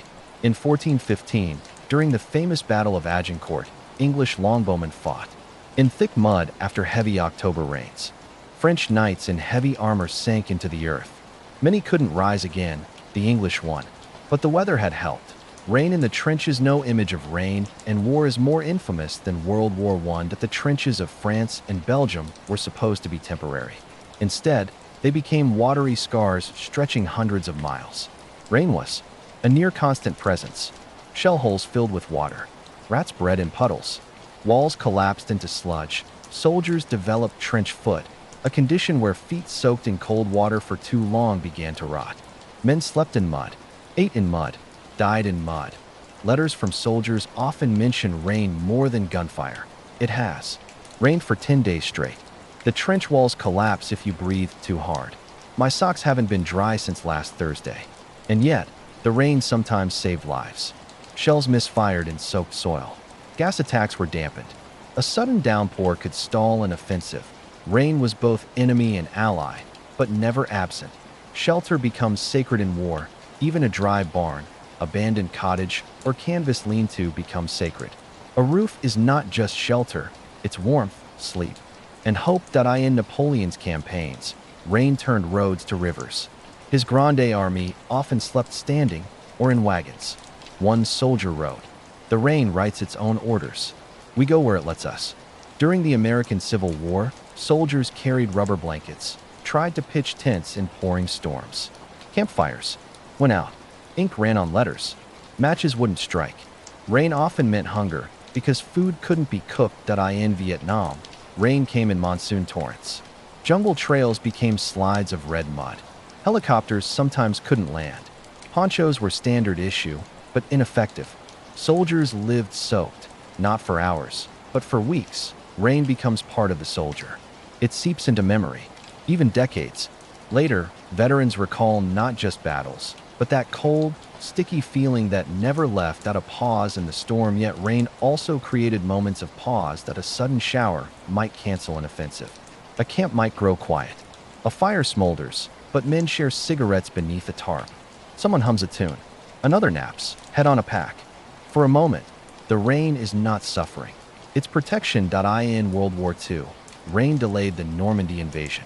General Eisenhower postponed D-Day by 24 hours due to storms. It was a risky move, but the weather, briefly, gave the Allies a window. The rain changed history. In occupied cities, rain gave cover. Resistance fighters moved under umbrellas. Raindrops masked the sound of boots. Fog and drizzle made checkpoints harder to patrol. In Korea, mountain battles were won or lost depending on whether the hills were mud or stone that day. Soldiers waited, watched the clouds, and hoped. After the storm, when the rain stopped, the world was often worse. Trenches flooded. Tents collapsed. Roads became impassable. And yet, the moment the sun came out, life returned. Socks were hung to dry. Letters rewritten. Helmets turned into buckets to collect fresh water. Soldiers adapted. They joked. They cursed the sky. They named storms like old enemies. In the Pacific theater, hurricanes had code names. In Europe, men called certain downpours Jerry's Revenge or God's Mop. But nothing was taken for granted. A dry night was a gift. A warm fire, a blessing. And when the rain returned, as it always did, men wrapped their coats tighter and moved forward. Poetry in the rain, even in war. The beauty of rain found its way into writing. Soldiers wrote poems, not of glory, but of mud and mist. The sky bleeds gray, the boots squelch soft, and somewhere, someone sings beneath a broken roof. In letters home, rain became shorthand for suffering. Don't worry, the bullets missed. But the rain never does. And in memoirs, decades later, veterans remember the silence after the rain as the most sacred. Rain and memory song. Memories of war come with sound. Gunshots, orders, screams. Others come with wetness. The feel of a soaked uniform. The sting of rain on an open blister. The cold that never leaves your bones. Rain was always present. Not the enemy, not the cause, but the canvas upon which war was painted. An uninvited witness. Tonight, step into that mud. You are not here to fight. Only to remember. Close your eyes and imagine standing at the edge of a battlefield. The rain is light, but steady. Soldiers move quietly through mist. Some are digging. Some are writing. Some are just trying to stay dry. You walk among them. You hear the rain on helmets, on tarps, on leaves. You feel the quiet ache of soaked boots. You sit down beside a soldier who says nothing, but shares half a canteen. The rain does not stop. But for a moment, neither does peace. Let yourself drift. Off in that moment. A battlefield, washed clean by weather. Just for the night. From the very beginning, humans have looked to the skies for meaning. When the heavens opened, it was rarely just weather. It was a message, a blessing, a punishment, a sign. The rain, falling from above, seemed to belong not to the world of men, but to the realm of gods that in nearly every religion, rain plays a role. Sometimes it is life itself. Sometimes it is judgment. Sometimes it is the very voice of the divine. Tonight, we journey through temples, scriptures, rituals, and quiet personal moments to understand how rain has been held, not just in hands and buckets, but in hearts and beliefs. Because before it became a matter of science, rain was a matter of faith. The sky opens in many ancient traditions. Rain was seen as the breath of the gods, or their tears that in Sumerian mythology. The god Enlil sent storms, while the goddess Ninhursag blessed crops with gentle rain. Temples offered sacrifices for rain and fasted when it did not come. In ancient Egypt, rainfall was rare but symbolic. Most water came from the Nile's annual flood, which was believed to be the result of divine emotion. When Osiris, the god of the underworld, wept, his tears watered the earth. Rain, though infrequent, was considered a sacred interruption. In Greek mythology, Zeus, the god of the sky, controlled lightning, thunder, and rain. He used it as reward or retribution. A storm from Zeus was not just weather. It was justice in motion. Across time, civilizations treated rain as the language of gods, something humans could interpret but never control. Rain as blessing in many faiths. Rain is a gift, a holy event that nourishes both body and spirit. In Judaism, rain is directly linked to obedience and covenant. The Torah says in Deuteronomy 11 verses 13 to 14, "If you serve the Lord with all your heart and soul, then I will send rain for your land in its season." The festival of Sukkot, a harvest celebration, includes prayers for rain. The Talmud contains complex discussions on when and how to pray for it. Rain is not random. It is a reflection of divine relationship. In Christianity, rain often symbolizes renewal and grace. In the book of Matthew, Jesus says, He causes His sun to rise on the evil and the good, and sends rain on the righteous and the unrighteous. Rain becomes evidence of mercy, not earned, but given freely. In Islam, rain is considered rahmah, mercy. The Quran speaks often of water as a sign of God's power and kindness. Surah An-Nur 2400 hours 43 says, "Do you not see that Allah drives clouds, then joins them together, then makes them into a heap, and then you see the rain emerge?" A Muslim may say rahmah when it rains, a quiet acknowledgement that water from the sky is always more than it appears. Rituals of water religion does not just teach about rain, it uses it. Baptism, in Christianity, is a sacred ritual involving water. Though often performed with still water, it symbolizes cleansing, the washing away of sin, the rebirth of the soul. In early Christian texts, baptism is described as dying with Christ and rising with Him, as water falls over the believer. In Hinduism, rain and rivers are sacred. The monsoon is greeted with prayers and pujas. Water from the Ganges, believed to be purifying, is used in daily rituals. Rain is welcomed with songs and offerings, and sometimes people bathe in the first storm of the season, letting the sacred sky cleanse body and spirit. In Buddhism, especially in Southeast Asia, rain marks the beginning of the Vassa, or rains. Retreat. Monks stay in one place during the rainy season, devoting time to meditation. Rain becomes a spiritual boundary, a reminder to look inward while the world outside is washed clean. Rain is judgment, yet rain can also punish. The biblical flood, in the story of Noah, is perhaps the most famous example. Rain fell for 40 days and nights, not to bless, but to erase. The waters covered the earth. Only the ark was spared. In Islam, too, the flood is recounted in the story of Noah. It is a tale of divine consequence. The rain was not a storm of nature, it was a decree. In Aztec belief, The god Tlaloc brought both life and death. He controlled rain, but could also send hail, lightning, and floods. Temples to Tlaloc often held sacrifices, especially during droughts. The people pleaded, knowing the same god who watered the corn could also drown it. Rain, in these stories, was moral. It did not fall randomly. It fell because, and its cause was often human behavior. Pilgrimages and skywater. Some religions include rain in their journeys. Pilgrims walking to Mecca often experience rain in the desert. It is rare, and when it comes, it is welcomed with joy and prayer. Many Muslims describe the experience of being rained on during Hajj as one of the most spiritual moments of their lives. In Lourdes, France, Catholic pilgrims visit the site, where water, not rain, but spring water, is said to heal.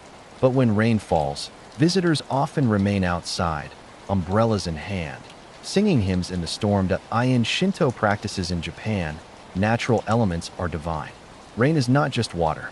It is the kami, the spirit of the weather. Shrines are often placed near waterfalls or open sky. When it rains, it is believed that the gods are present. Personal faith in the rain beyond doctrine. There is private spirituality, the quiet faith of one person in a storm. A child might pray for the rain to stop during a thunderclap. A farmer might fall to their knees when the first drops touch their crops.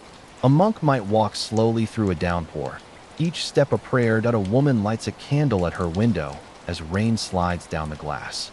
A man, freshly baptized, stands alone in the rain, letting the sky wash over him. For many, rain is the moment God feels closest, not because of any creed, but because of the intimacy. Rain is quiet. It touches skin. It demands stillness. It humbles. In a world of noise, rain can sound like a whisper from beyond. The sky is not empty. Religion teaches that the sky is not just weather. It is presence. It holds light, darkness, fire, and water. When it opens, something sacred descends. Rain is the proof that it cannot be controlled. It does not ask permission. It falls on the righteous and the wicked. It cleanses cities and ruins harvests. It fills rivers and floods homes. And still, when it begins, some people cross themselves. Others bow. Others simply close their eyes and smile.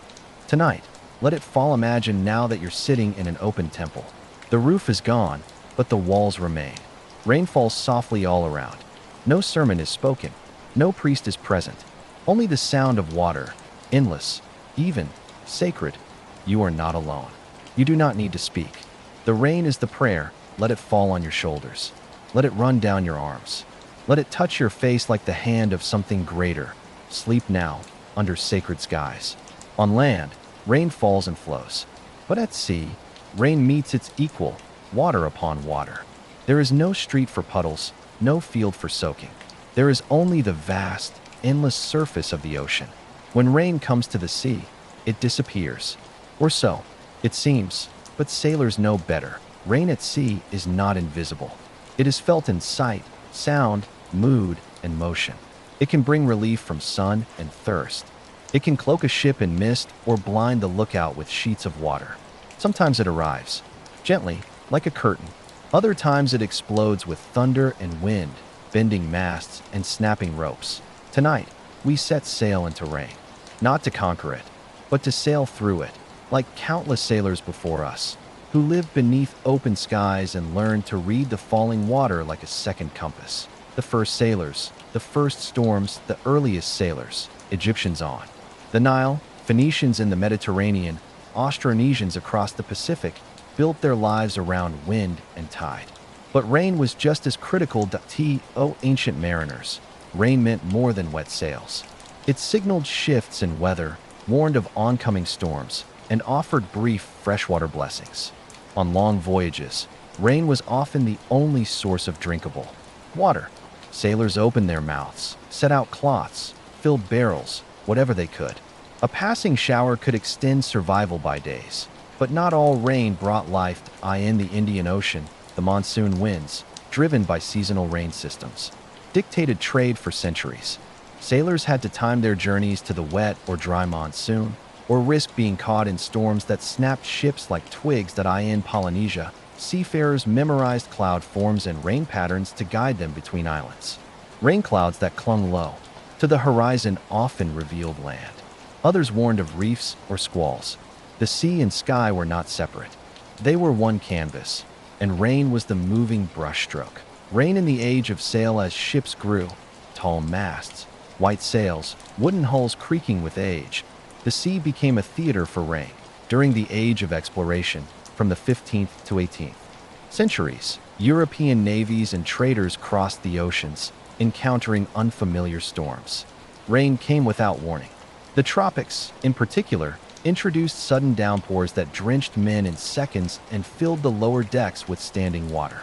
On board, rain could mean slippery decks, risking falls; sodden sails, too heavy to raise or lower; damp powder, making muskets and cannons useless; leaks, as old planks swelled and cracked. Captains recorded rain in their logs every day. A single entry might read, "Heavy rain from the northeast. Crew fatigued. Rum stores dry. Spirits low." In naval warfare, rain could decide a battle. Fog and rain hid ships from view. A well-timed storm could separate fleets. Sometimes, commanders used rain to escape pursuit, vanishing into the mist. Like ghosts, sailors in superstition, rain at sea was not just weather. It was omen. Some sailors believed rain at the start of a journey was bad luck. Others thought it meant the spirits were weeping, warning of trials ahead.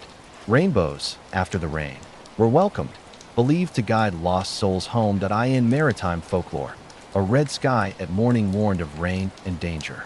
A sudden stillness before rain was feared, the breath before the blow. Continuous drizzle for days meant something was wrong with the wind. Some captains enforced silence during heavy storms. It wasn't just about concentration. It was respect for the sea, the rain, and whatever power moved them. Rain and shipwreck rain can be beautiful, but at sea, too much becomes terror. In 1707, a storm near the Scilly Isles, driven by relentless rain and poor visibility, caused 4 British warships to crash on rocks. Over 1,400 sailors died. In 1873, the ship Atlantic sank off Nova Scotia. Rain obscured the coastline. The crew believed they were further out to sea.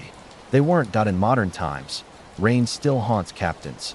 The Andrea Gale, lost in the perfect storm of 1991, sailed into an area where 3 weather systems collided, one of them fueled by a massive cold rain front.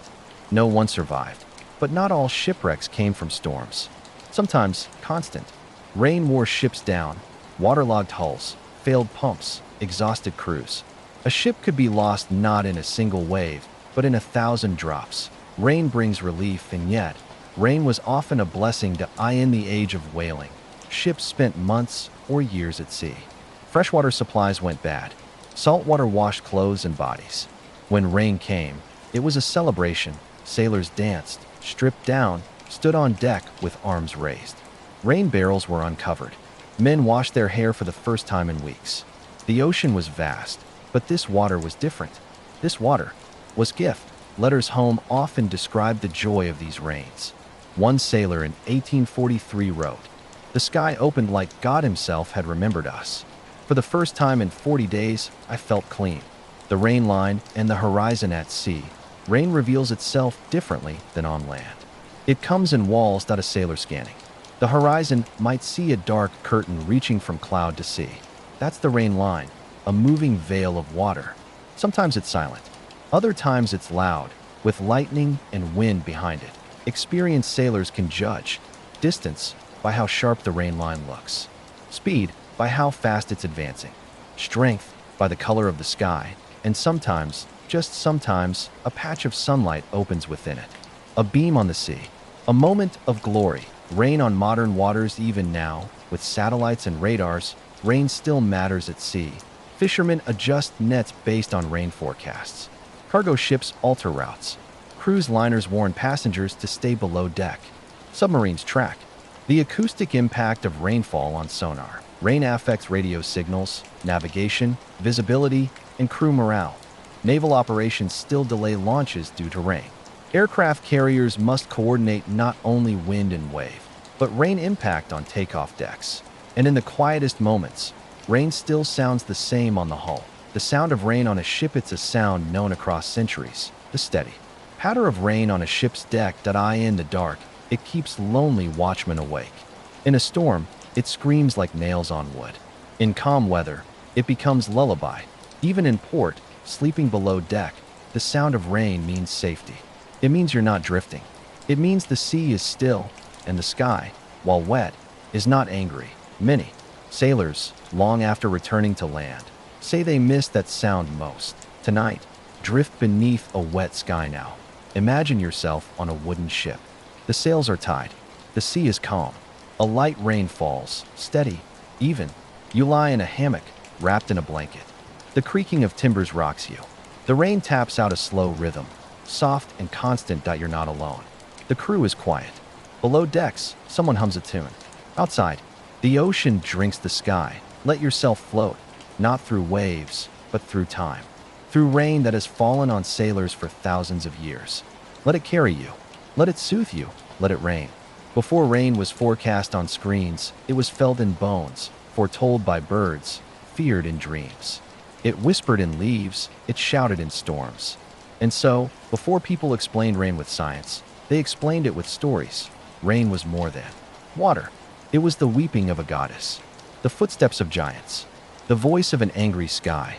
The world's oldest civilizations gave rain a face, a purpose, a mood. And across continents and centuries, people turned their heads to the clouds and asked, who is up there? And why are they crying?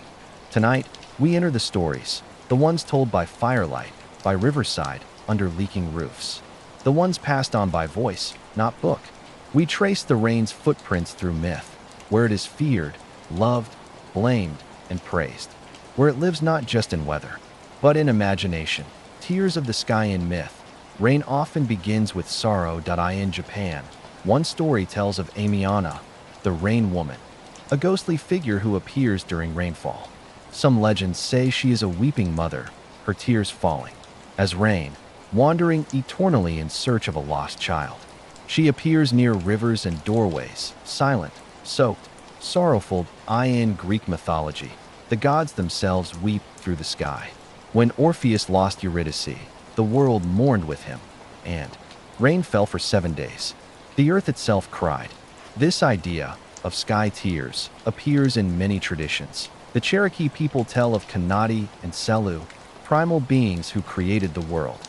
When harmony was lost, rain came not as punishment, but as sadness, a reflection of broken balance. Even today, when it rains after someone dies, some still say, the sky is crying.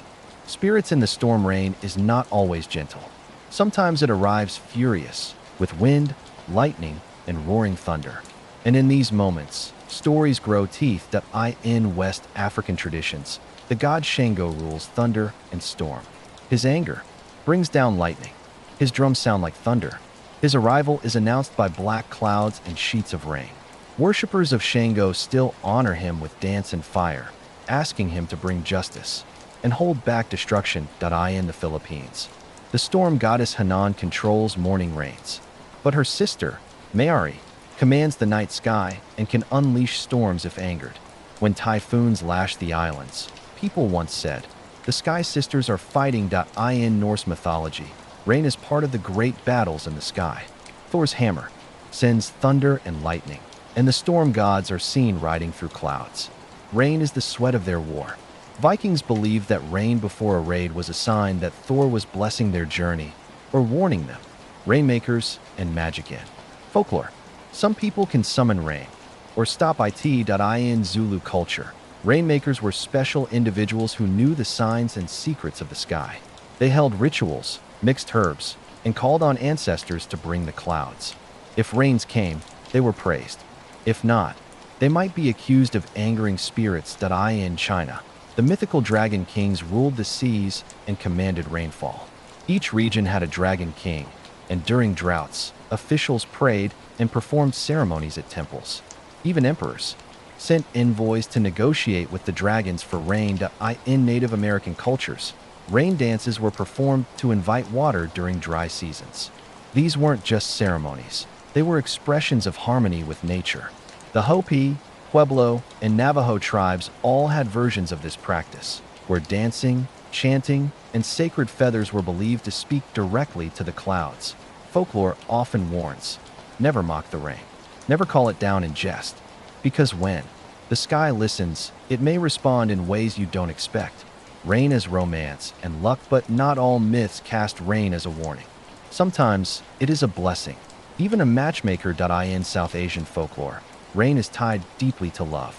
The monsoon brings lovers together. Poems written in Sanskrit, Urdu, Tamil, and Bengali describe wet saris, lovers seeking shelter under trees. Rain tapping windows like a secret admirer, in the Japanese festival of Tanabata, held on the 7th day of the 7th month, two star-crossed lovers, Orihime and Hikoboshi, are allowed to meet once a year. If it rains that night, it is said they must wait another year. Children write wishes on paper and hang them on bamboo, hoping the rain will hold off, and the lovers can reunite. In European folklore, rain on a wedding day is often seen as good luck, a symbol of cleansing, fertility, and endurance. A wet knot is harder to untie, some say. Even the gentle drip of rain is seen in some tales as a message from a secret admirer or the sigh of a lonely heart. Rain and the trickster. Many stories include trickster spirits who play with rain, sometimes as a joke, sometimes to teach. In Navajo lore, Coyote once stole the rain. He trapped it in a jar, selfishly trying to control the weather. But of course, rain cannot be owned.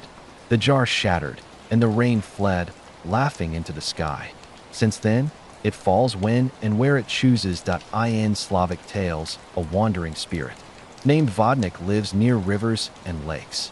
He loves rain, not because it helps people, but because it fills his ponds and hides his mischief. He is both helpful and dangerous, like the rain itself. Folklore often reminds us, rain has a mind of its own. It can't be bought, bargained with, or bullied. It's older than kings, wilder than magic. Ghost rain and omen showers. Some cultures speak of invisible rain, water that falls in silence, felt only by those who've lost someone. In Caribbean folklore, rain that comes after a death is called spirit rain. It's believed to carry the soul upward. Doors are left ajar so the spirit can pass, and windows are wiped with salt water to guide the journey. In Irish ghost stories, a sudden rain shower on a clear day may mean the banshee is near, especially if no birds sing and no wind blows. It is rain from another world, not for crops, not for thirst, but for farewell. Some say when you dream of rain, it means change is coming. Not always good, not always bad, but change. Something is being washed away. Rain is a living thing. All through folklore, rain behaves not like a thing, but like a being. It arrives uninvited, lingers too long, leaves gifts, messes, or silence. It comforts, it destroys, it sings on rooftops, it dances in puddles. It wanders the world like an old, barefoot storyteller, sometimes sad, sometimes loud, always watching. And because of this, we gave it stories. Because we needed to know what it wanted. Because it never explained itself. Tonight, sit beside the storyteller. Imagine yourself in a quiet village. The fire crackles. The rain taps on the roof. Steady, soft, ancient. An old woman leans forward and begins to speak. She tells of rain gods and sky tears, of dancing spirits and hidden messages in the mist. You listen, wide-eyed, as the storm grows stronger, but you are not afraid.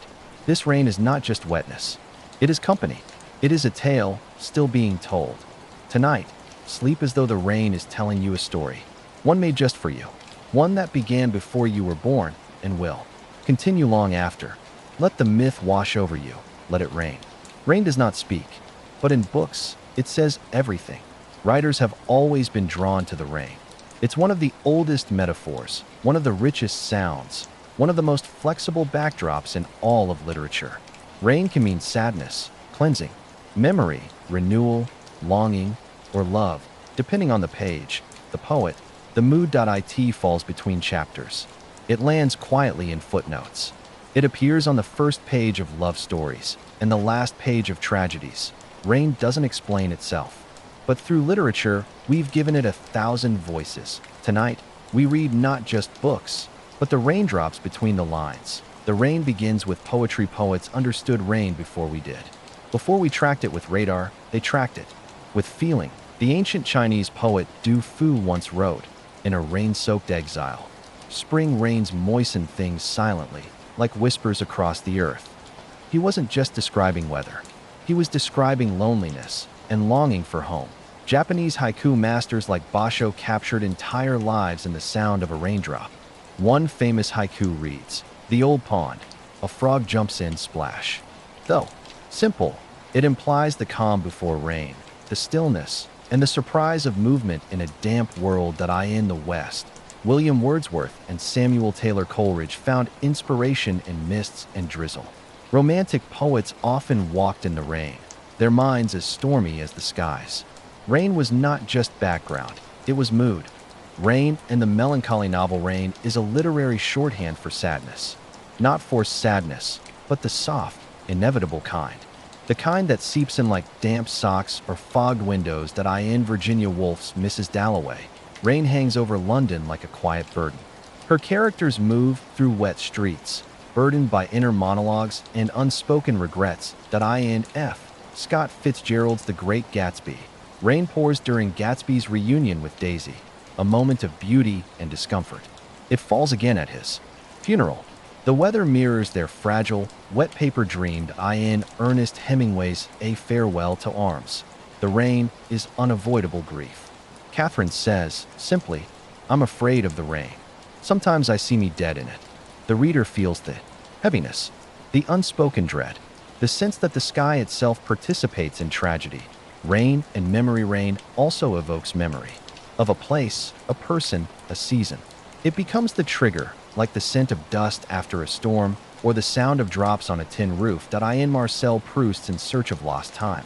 Memory is linked to tea and Madeleines, but many passages recall the texture of rain as the backdrop of childhood in Ray Bradbury's short story, All Summer in a Day.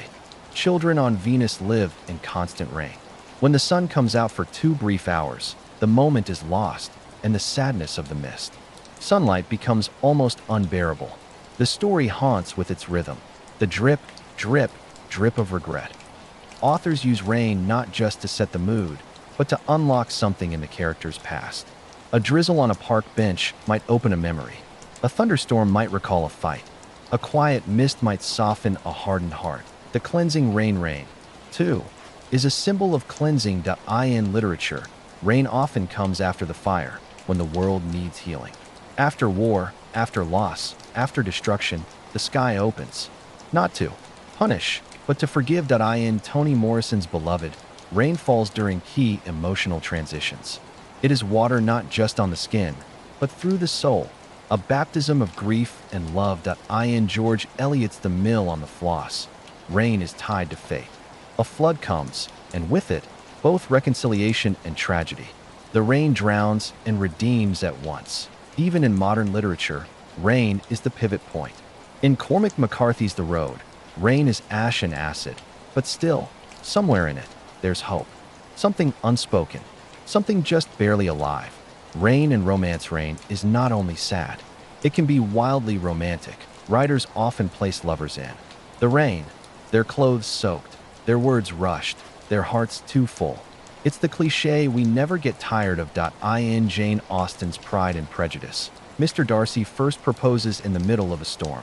The weather reflects their tension, turbulent, wet, charged. In Nicholas Sparks' The Notebook, one of the most iconic scenes shows lovers kissing in the rain, soaked and sobbing and alive.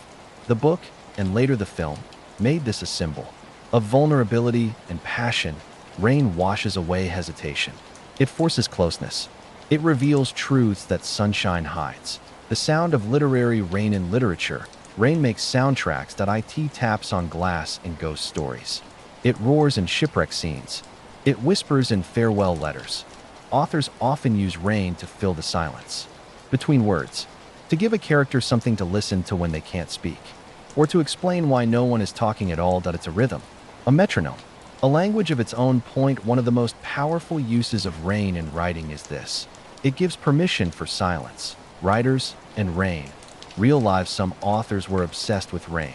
Charles Dickens walked for hours in London's misty drizzle, listening to the footsteps, watching how fog and light mixed. Rain appears constantly in his work, not just as weather, but as personality. Sylvia Plath wrote often of rain and water. Her poetry is full of drips and drains, pools and floods. Rain was metaphor for depression, yes, but also renewal. Even Stephen King, master of horror, uses rain to build suspense. A stormy night, a flash of lightning, a wet forest path. These are tools of tension. And for others, like Emily Dickinson, rain is simply life itself. I've heard it in the chillest land and on the strangest sea. Yet, never, in extremity, it asked a crumb of me. Literary rain across cultures. Rain in literature is not only Western.in Arabic poetry. Rain is often a symbol of generosity. A man is praised by comparing him to rain, something that gives without asking. In the Mu'allaqat, pre-Islamic poems, hung in Mecca, rain is described with reverence and desire. In Tamil literature, rain divides emotional landscapes. In the Sangam poems, different types of rain represent different phases of love, longing, union, betrayal, and reconciliation. In Russian literature, rain marks the shifting seasons of soul. Dostoevsky's Petersburg is a place of cold drizzle and internal storms. Tolstoy's war scenes are wet, heavy, real. Let it fall on the page. Every raindrop has been written in some way. And yet, no book has captured it completely. That's the beauty of rain. It resists full definition. It can mean everything or nothing. It can fall for pages or in just one perfect sentence. Tonight, read the rain now. Imagine yourself in an old library. The windows are tall. Outside, the sky is gray. Rain falls, soft and steady. You sit in a wooden chair, a heavy book open in your lap. The room smells of paper and dust. Each drop outside adds to the rhythm. Each page you turn joins the sound. You are surrounded by stories, thousands of voices who all heard the same rain, and each gave it a different name. You read, you rest, you remember. Tonight, let the words wash over you. Let the ink and water blur together. Let it rain. Rain does not hold still, but artists have tried, with brush, with bow, with body. They have chased the shape and sound of rain across centuries. Some captured its silence. Others painted its motion. Some gave it rhythm, while others danced. Its sorrow. Rain is not just something to experience. It's something to express. Art gives rain another life. One that can be held in a gallery, played in a concert hall, or performed on stage.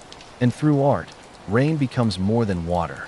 It becomes emotion, atmosphere, movement, metaphor. Tonight, we wander through rainy galleries, dripping stages, and echoing rooms, where the storm has been captured not with umbrellas, but with imagination.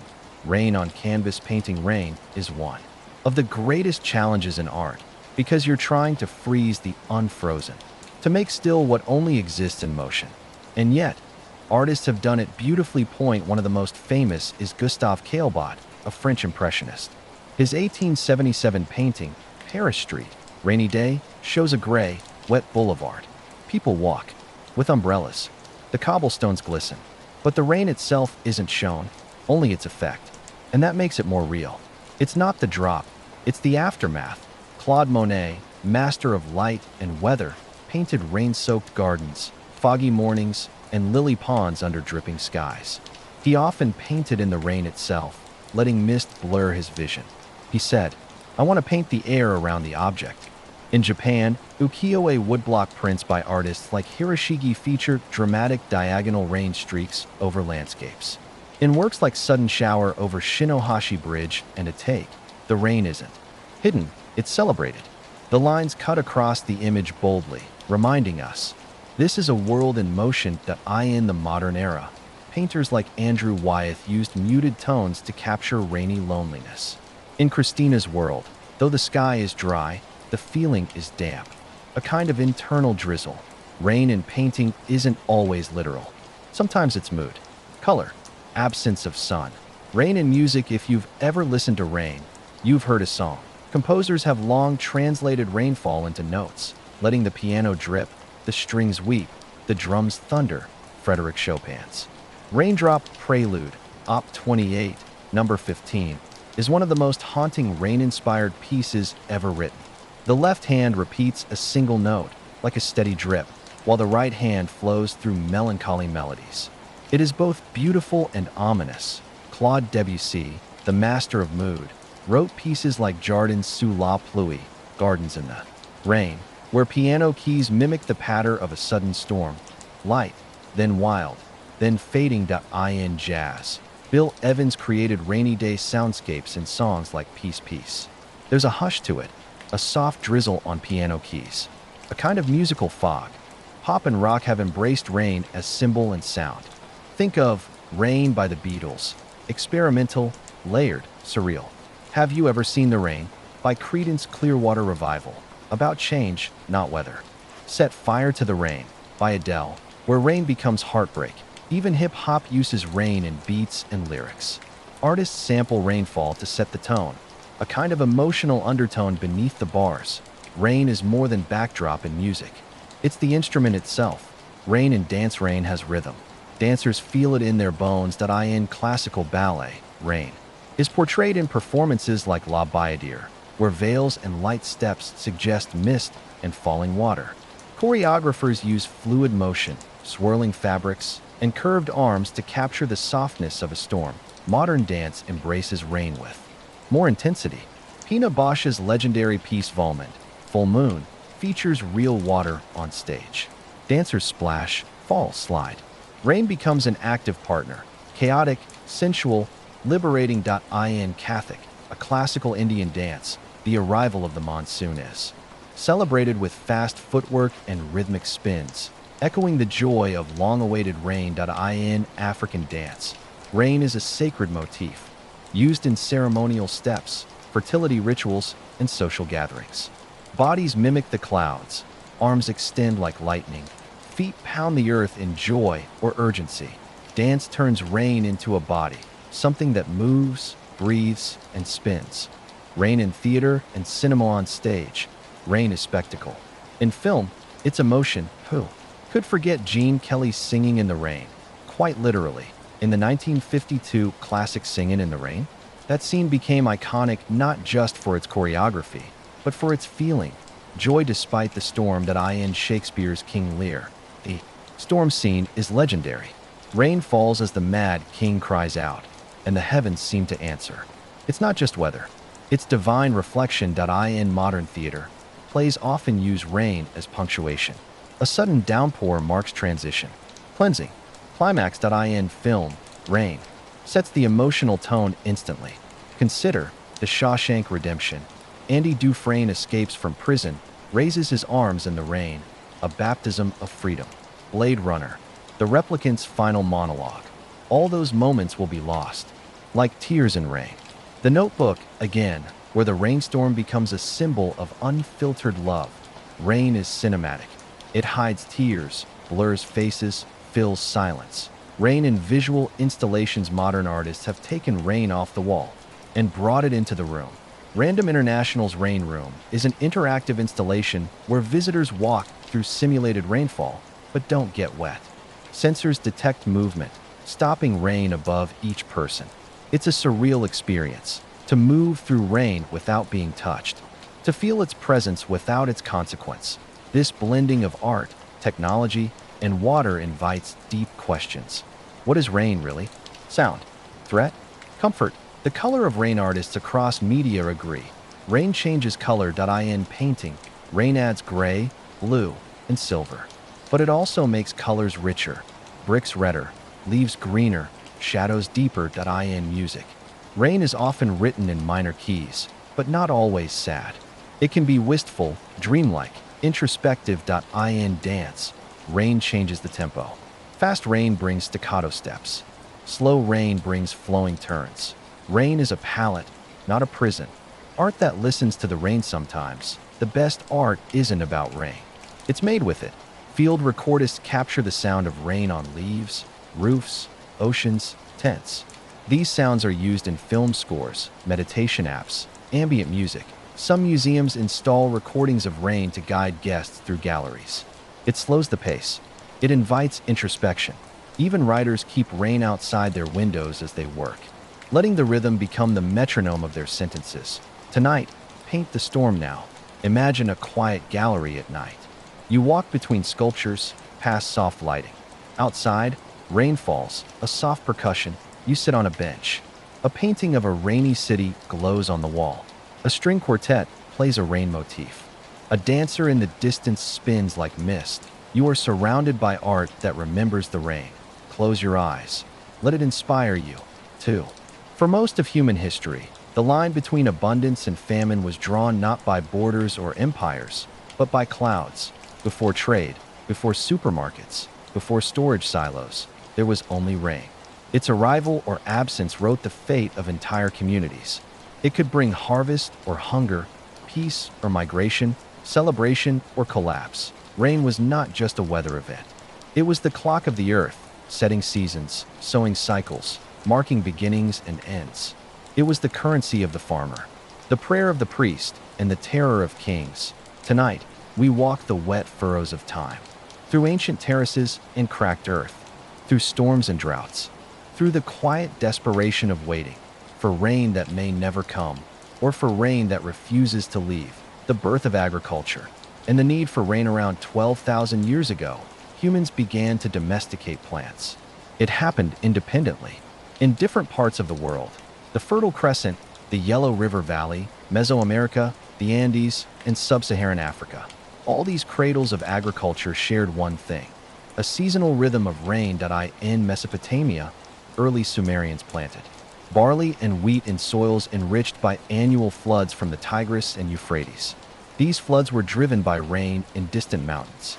Too little, and crops failed. Too much, and fields drowned. In ancient Egypt, the Nile floods were predictable. Each July, rain from the Ethiopian highlands swelled the river. Farmers developed a calendar around it. Festivals celebrated its arrival.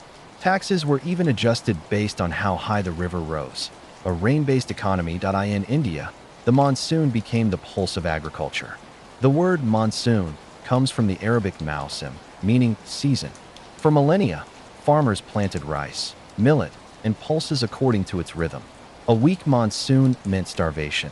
These ancient civilizations didn't just survive on rain. They worshipped it. The rain god's favor across cultures.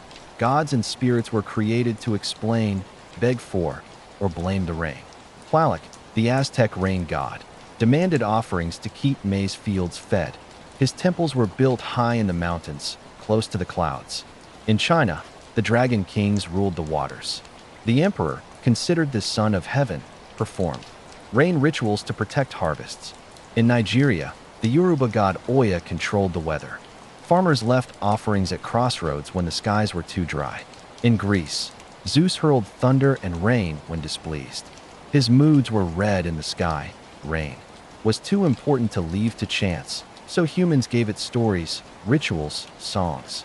They personified precipitation in hopes of controlling the uncontrollable. The drought that starved kingdoms, but rain, or the lack of it, has also destroyed entire empires. Around 2200 BCE, the Akkadian Empire collapsed. Archaeological evidence suggests a 300-year drought scorched Mesopotamia. Crops failed, trade broke down, people abandoned cities. In Maya civilization, repeated megadroughts between 800 to 1000 CE weakened city-states. Without consistent rain, reservoirs dried. Farmers fled. Priests lost legitimacy. In the American Southwest, the ancestral Puebloans, Anasazi, built intricate cliff dwellings and irrigation. But a long drought around 1275 to 1300 CE forced them to move, vanishing from their ancient homelands.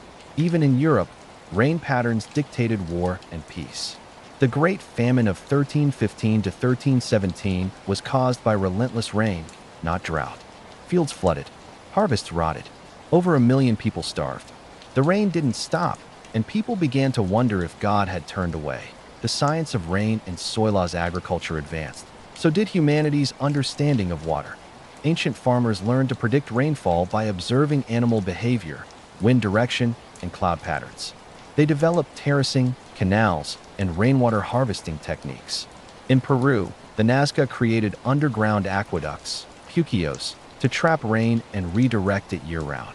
In Java, ancient farmers built subac systems, community-managed irrigation, networks based on rainfall and gravity. In India, step wells and tanks stored monsoon water for dry seasons. Farming became not just about growing, but waiting, collecting, preserving. The science of survival began with listening to the rain. When the rain betrays, for every farmer who praised the rain, there were 100 who feared its whim. Rain could arrive too late, or too early, or in bursts so violent they flattened entire fields. Crops like wheat, corn, and rice are sensitive. A few dry weeks during flowering and yields collapse. A sudden flood and roots rot. Modern agriculture still faces this. In recent decades, Australia's millennium drought, 1997 to 2009, devastated grain production. East Africa's failed rainy seasons have triggered repeated food crises. California, a global food producer, swings between extreme drought and catastrophic rainstorms, both destroying harvests. Despite technology, irrigation, and satellites, farmers still live by the hope of rain. Rain and ritual in the fields even now. In villages across the world, farmers perform rain dances, light candles, or whisper prayers when the sky dries up. In Nepal, farmers celebrate Ropain Day by planting rice in mud and dancing under the rain, honoring the water that makes life possible. In Italy, Catholic farmers once carried statues of saints through fields, asking for buona pioggia, the good kind of rain. In Africa, some farmers wait to plant until they hear the first thunder, a sign the sky is ready. There is science behind the planting and faith behind the waiting. Industrial agriculture and rain dependency. In the 20th century, agriculture became mechanized. Tractors replaced oxen. Chemicals replaced manure. But one thing never changed: no rain, no food. Modern farms are larger, but also more vulnerable. A single dry season can bankrupt a monoculture system. Crops like soy, corn, and cotton require huge amounts of water. Irrigation helps, but groundwater is not infinite. And rain, still, holds the power. Climate change has made rain less predictable. Storms are stronger. Droughts last longer. Entire regions face rain uncertainty. Farmers call this the new normal. But for them, it's the old fear, reborn. The sound of rain on leaves in every field, on every continent. There is a quiet music when rain returns. The sound of drops on banana leaves. The rustle through wheat. The splash in flooded rice paddies. It's not just water. It's relief. It's continuation. Old farmers listen to this sound and smile. Young ones check the forecast. But all of them, regardless of tools or titles, know one truth. Without rain, the earth goes silent. Tonight, walk the wet field now. Imagine yourself in an open field. The ground is soft. The air smells of soil. Rain falls, not in torrents, but gently, a whisper of life returning. You walk slowly between rows of young crops. Each leaf lifts toward the sky. Each root drinks deeply. There are no tractors here. No signs. No noise. Only the rhythm of rain and growth. Somewhere, someone says a quiet thank you to the clouds, the season, the miracle of water from above. Let the sound guide you to rest. Let it rain. Rain reshapes everything it touches, especially buildings. Stone, wood, clay, and steel. They all age under rain's quiet insistence. Dripping water finds cracks, creates grooves, wears away edges. A single drop is harmless. 1,000 drops, every day for a century, can carve canyons. Architects learned early to listen to the sky, to observe the clouds, to notice where water fell, where it pooled, where it ran. Rain, for them, was not just weather. It was instruction, some built to repel rain, some built to channel it, and others, remarkably, built to celebrate it, letting it become part of the structure's life. Tonight, we walk through wet courtyards, sloped roofs, and echoing stone halls. We see how rain shaped not just the land, but the shelter we made upon it. The first roofs and the fear of leaks. The story of architecture begins with a problem: how to stay dry. Early humans in rain-prone regions sought caves, hollow trees, or built shelters from branches and skins. The goal was simple: avoid the wet. Over time, as homes became permanent, designs adapted to climate.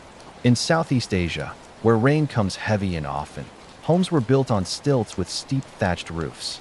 The angle sent rain sliding off instantly. In Europe, medieval cottages had shingled roofs made of wood or slate, layered like fish scales to deflect rain. In deserts, where rain was rare but violent when it came, Buildings used flat roofs with internal drainage, often to collect water.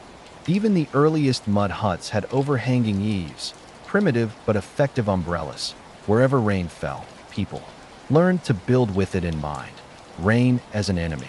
Defensive architecture. Rain is not always gentle. In places where rain meant flood, erosion, or rot, buildings were fortified. In Venice, a city surrounded by water, architects had to invent foundations that could withstand constant moisture. They drove wooden piles deep into mud, which petrified over time. Still, buildings slowly sink. A quiet war with water. In the Netherlands, entire cities were built behind dikes and levees, with pumping stations and canals managing the threat of rain-swollen rivers. In Bangladesh, floating villages and stilted classrooms rise with the flood. Architects here designed mobile, buoyant structures that accept rain's power and float above it. In modern cities like Tokyo, where rainfall is heavy and space is tight, engineers built massive underground flood tunnels to store stormwater. A hidden architectural marvel beneath the city. Sometimes, the best architecture isn't what you see above the ground, but what protects you beneath it. Rooflines that talk to the sky. Nowhere is the relationship between architecture and rain more visible than in the roof. Roofs are the first line of contact with the clouds, and around the world, they are shaped by rain's demands. Japanese pagodas have elegant, curved roofs with deep overhangs. Rain runs off in dramatic arcs, often into stone basins below. Gothic cathedrals in Europe have steep spires and gargoyle gutters, monstrous statues that double as spouts, flinging rain far from the walls. In Indonesia, traditional Torajan houses resemble boats or buffalo horns. Their sweeping roofs channel rain beautifully, like art in motion. In China, imperial buildings have tiered roofs with ornate edges.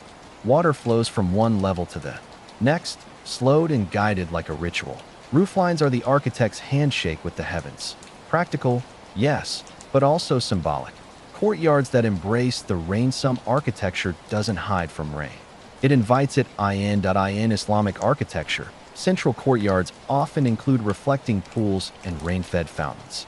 The sound of water is part of the design, meant to cool the air, soothe the mind, and remind visitors of paradise. In traditional Chinese homes, the Sihiyuan layout surrounds a courtyard open to the sky. Rain falls into central basins or gardens. Children play in puddles. The home becomes a living system, not sealed from nature, but in conversation with it. In Roman villas, the atrium had an open roof and a rainwater catching basin called the impluvium. Rain wasn't just tolerated, it was harvested, displayed, even admired. Architecture that embraces rain becomes not just shelter, but theater, a place to witness nature's performance. Materials that meet the rain. Building in wet climates means choosing materials that cooperate with water. Slate, tile, and metal roofing resist water and age gracefully. Concrete can be shaped to create drainage paths, grooves, and textures that control runoff.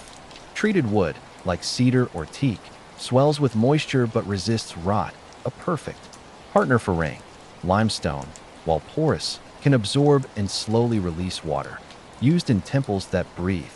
Modern architects have developed rain-responsive materials, like coatings that repel water or tiles that filter it. In Japan, architects like Kingo Kuma use bamboo, stone, and slatted wood to let rain interact with the building, not damage it. The best buildings don't fight the rain. They negotiate with it. Designing for sound and flow. One of rain's gifts is its sound. Architects and designers now build with acoustics of rain in mind, placing metal gutters, stone basins, or ceramic tiles where rain can sing. In Kyoto, temples are arranged so that rain falls from roof edges into moss gardens, amplifying the hushed. In India, stepwells echo when rain arrives, creating a natural amphitheater. In modern homes, designers install rain chains, decorative alternatives to downspouts that let water dance down metal links, like a sculpture in motion. Buildings can shape the flow of rain not just for utility, but for beauty. Rainwater harvesting. Ancient and modern. Long before plumbing, buildings were designed to collect rain. In Sri Lanka, ancient stupas had drainage systems that channeled rain into underground tanks. In Mesoamerica, Mayan pyramids used stone gutters to fill sacred cenotes and reservoirs. In Greece and Rome, cisterns stored water from roof runoff, later used for drinking, bathing, and irrigation.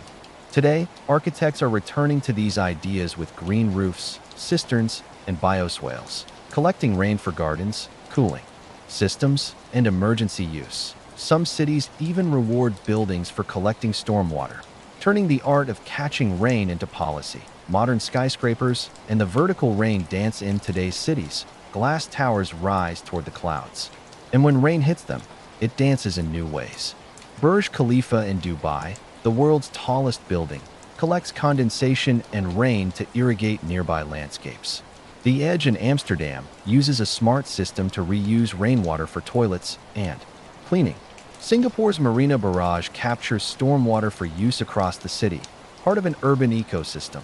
Vertical buildings create vertical rain behavior, downdrafts, splash zones, wind tunnels. Architects must now model how rain behaves in wind at 80 stories. Rain is still teacher. Even when we build to the sky, let the roof speak. From thatched huts to high-tech skyscrapers, every shelter ever built has told a story about rain. It is there. In the angle of a tile, the curve of a gutter, the drip from a carved mouth.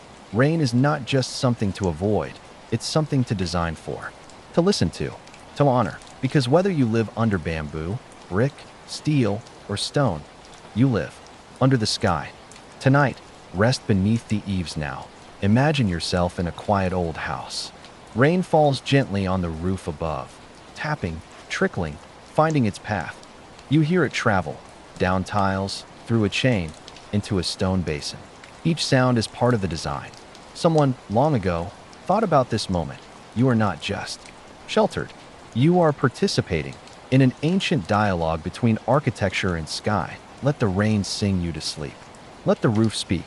Let it rain. Rain does not take sides, but it changes the battlefield. That a sudden storm can turn victory into retreat.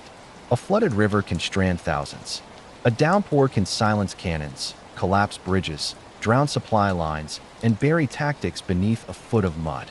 Generals may plan with maps and men, but clouds have their own strategy, and often it is more powerful than any sword or signal. Throughout history, rain has shaped wars as much as any commander, quietly, relentlessly, impersonally. Tonight, we leave the strategy room and step into the storm, into trenches, marches, and soaked uniforms, into wars won and lost not only by men, but by weather. The rain before the gunpowder. In the ancient world, rain determined mobility. Chariots bogged in mud. Horses slipped. Arrows were useless if their bowstrings were soaked. In Rome's conquest of Britain, heavy rain slowed legions.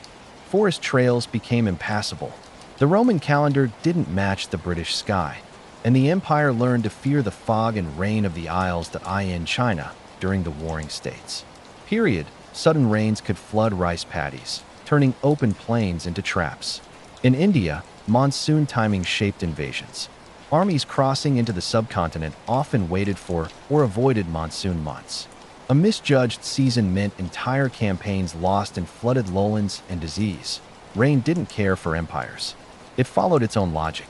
Napoleon and the Russian mud. One of the most famous moments in rain-soaked history comes in 1812. Napoleon, after conquering much of Europe, marched toward Russia with over 600,000 troops. He expected a swift victory, but nature had other plans. As he approached Moscow, autumn rains began. The Russian roads, unpaved and endless, turned to deep, sucking mud known as the Rasputitsa. Cannons stuck, wagons broke, horses died. Soldiers, marching in water up to their knees, grew sick, exhausted, and bitter. Supplies fell behind. Morale collapsed. The cold came next. But it was rain, not snow, that began the empire's unraveling. Napoleon returned with fewer than 100,000 men. The American Civil War, water and war. In the U.S. Civil War, rain played a devastating role. Battlefields across the South became swamps after heavy storms. Marches stalled. Trenches filled.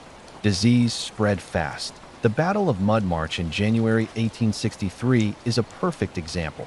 Union General Ambrose Burnside attempted to launch a surprise offensive across the Rappahannock River. But torrential rain turned roads to sludge. Wagons sank. Pontoon bridges collapsed. Soldiers slipped and cursed and froze. The offensive never happened. Newspapers mocked it as the Mud March. Burnside's career never recovered.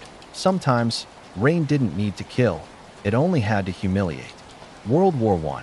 The reign of the trenches. No war was more dominated by rain than World War I. That the Western Front stretched across France and Belgium. It was a network of trenches, and those trenches were filled with rain. In Flanders, the ground was low, clay-heavy, and poorly drained. Autumn and winter rains made trenches collapse. Soldiers stood in water for days, developing trench foot, a slow, painful rot of the flesh. The Battle of Passchendaele in 1917 became synonymous with mud. A prolonged artillery barrage destroyed drainage systems. Rain turned the battlefield into a swamp of death. Men drowned in craters. Horses disappeared into holes. Guns jammed. Movement became impossible. Passchendaele was supposed to be a breakthrough. It became a nightmare of weather and waste. World War II. Clouds over Normandy. Weather again shaped history in World War II, particularly in the planning of D-Day. The Allied invasion of Nazi-occupied France, Operation Overlord, depended on tides, moonlight, and clear skies. Originally planned for June 5, 1944, a storm system over the English Channel forced a delay. Meteorologists, using early radar and barometric forecasts, predicted a brief window of calm on June 6th. Eisenhower made the decision that it was a gamble, and it worked. Had the rain continued, D-Day might have failed. Had it returned sooner, the landings could have turned catastrophic. Even Hitler believed bad weather would delay the invasion. He relaxed, slept late. The Allies landed. Rain almost stopped the most important military operation of the 20th century, Vietnam. The monsoon war in the jungles of Vietnam. Rain wasn't occasional. It was relentless. Monsoon season brought months of daily downpours. Visibility dropped. Movement slowed. Helicopters couldn't fly. Firearms rusted. The terrain, thick jungle, rice paddies, mountain trails, became impassable. Supply lines broke down. The enemy moved silently through sodden forests. The U.S. military even developed a rain weapon. Operation Popeye, a secret program to seed clouds and extend monsoon rains in Laos to wash out enemy roads. It worked a little. But nature proved difficult to manipulate. In Vietnam, the rain was not just weather. It was terrain, mood, and enemy. Modern warfare and rain. Even in high-tech wars, rain still matters. Drones can't fly in storms. Night vision struggles through rain. Flooded zones can block armored vehicles. Radars become noisy. Satellites lose visibility. In Iraq and Afghanistan, troops faced sudden flash floods. In Ukraine, the Rasputitsa still affects tanks and trucks, just as it did in 1812. The rain also affects morale. Soldiers soaked for days are slower, colder, and more vulnerable to sickness and fatigue. Wet gear is heavier. Fires are harder to start. Food gets spoiled. Radios short out. Rain equalizes. No matter how advanced the army, the mud doesn't care. Shelter in the storm. Historically, soldiers had little protection. Tents leaked. Trenches flooded.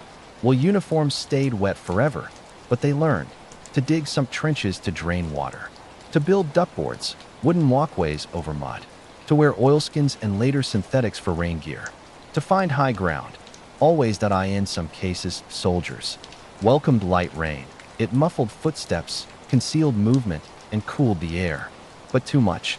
It became the real enemy. Rain in the soldier's mind. Rain doesn't just touch the body. It enters the mind. Veterans speak of the sound of rain in foxholes. Endless, rhythmic, nerve-wracking. The smell of wet canvas. The feel of mud in boots. The drip on the back of the neck. War memoirs are soaked in rain. All Quiet on the Western Front speaks of mud more than bullets. Dispatches from Vietnam captures the jungle's damp suffocation. Letters home often begin, "It hasn't stopped raining." Rain becomes memory. Trauma. Noise. Tonight. Walk the quiet battlefield now. Imagine a quiet field. The guns have fallen silent. The ground is soft. Boots lie abandoned, half buried. Helmets fill with rain. The sky is gray. Drops fall slowly, not in violence, but in healing. The storm is over. You walk slowly across the field. The mud no longer hides danger. Only footprints.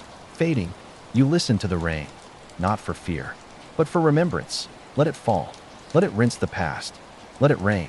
Rain has always been more than weather. The human imagination. It is a sign, a symbol, a story told by the sky. Before meteorology, people explained rain through myth.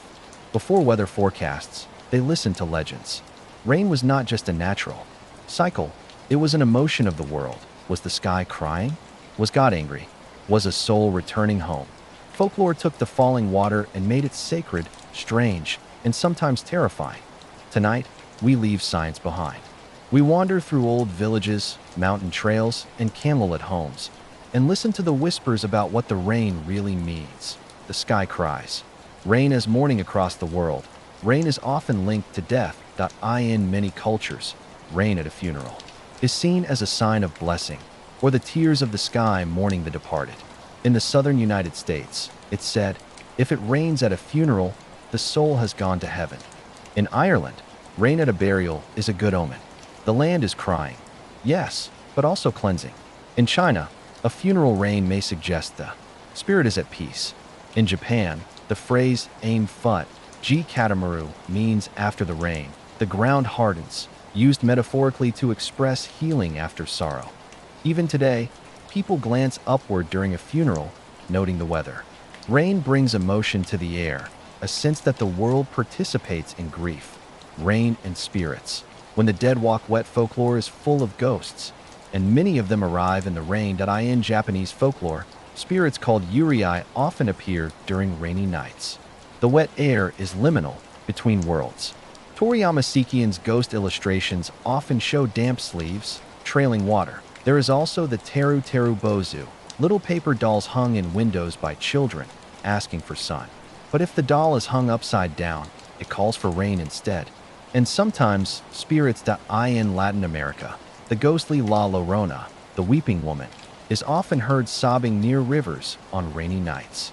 Her legend spreads across Mexico, Central America, and the American Southwest. In Slavic folklore, rain sometimes follows the return of a rusalka, a drowned spirit who wanders lakes and forests. In these stories, water is not neutral. It is haunted, blessings from above. Rain as grace. Not all folklore sees rain as ghostly. In fact, in many traditions, rain is sacred, a form of divine approval. In African tribal belief, a well-timed rain is the smile of the ancestors, a nod that the community is living rightly. In Hinduism, the god Indra controls rain. His favor ensures a successful harvest. Temples still perform pujas to welcome monsoon rains. Among the Maasai of Kenya and Tanzania, rain is a form of wealth. A rainy day is a good day. A dry season is not just inconvenient. It is a curse. In Judaism, special prayers for rain, Tefillat Geshem, are recited during certain festivals. Rain is life, a gift, not a guarantee. Even in Christian tradition, rain can symbolize baptism, cleansing, or renewal. Think of Noah's flood, both a judgment and a beginning. These cultures, rain is not punishment. It is presence. Witches, weather, and rain summoning. Where rain was too scarce or too frequent, people turned to magic. In medieval Europe, witches were blamed for droughts or storms. Inquisitions sometimes included accusations of weather manipulation. A sudden flood after a trial? Proof of guilt. A dry summer? Blame the old woman with herbs. In rural Russia, rainmakers would mimic rainfall by pouring water on the ground while chanting. In Africa, ritual specialists danced in spirals, calling to the clouds. In parts of the Balkans, a folk tradition called the Dodola involved young girls dressing in leaves and dancing from house to house, singing rain songs. Locals would splash them with water to encourage actual rain. These rituals reflect an old, universal desire to control the uncontrollable. Folktales of rain. Folktales abound with stories of how rain came to be, or why it sometimes doesn't come at all. In Navajo legend, rain is a gift from talking God, but it must be respected. Arrogance can scare it away. A Zulu tale tells of a great lizard who stole all the clouds and had to be tricked into returning them. In Inuit tradition, rain sometimes comes from whales exhaling far off in the ocean, their breath rising into clouds.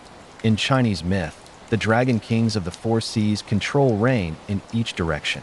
If humans act with dishonor, the dragons withdraw their waters. These stories teach respect, not just for nature, but for the balance between people and sky, rain and romance. Kisses beneath clouds rain also appears in folklore about love.in. Many cultures, a couple caught in the rain is believed to be blessed, a sign that their love will endure challenges. In Indian wedding tales, rain on the ceremony is considered auspicious, the beginning of a fertile, fruitful marriage.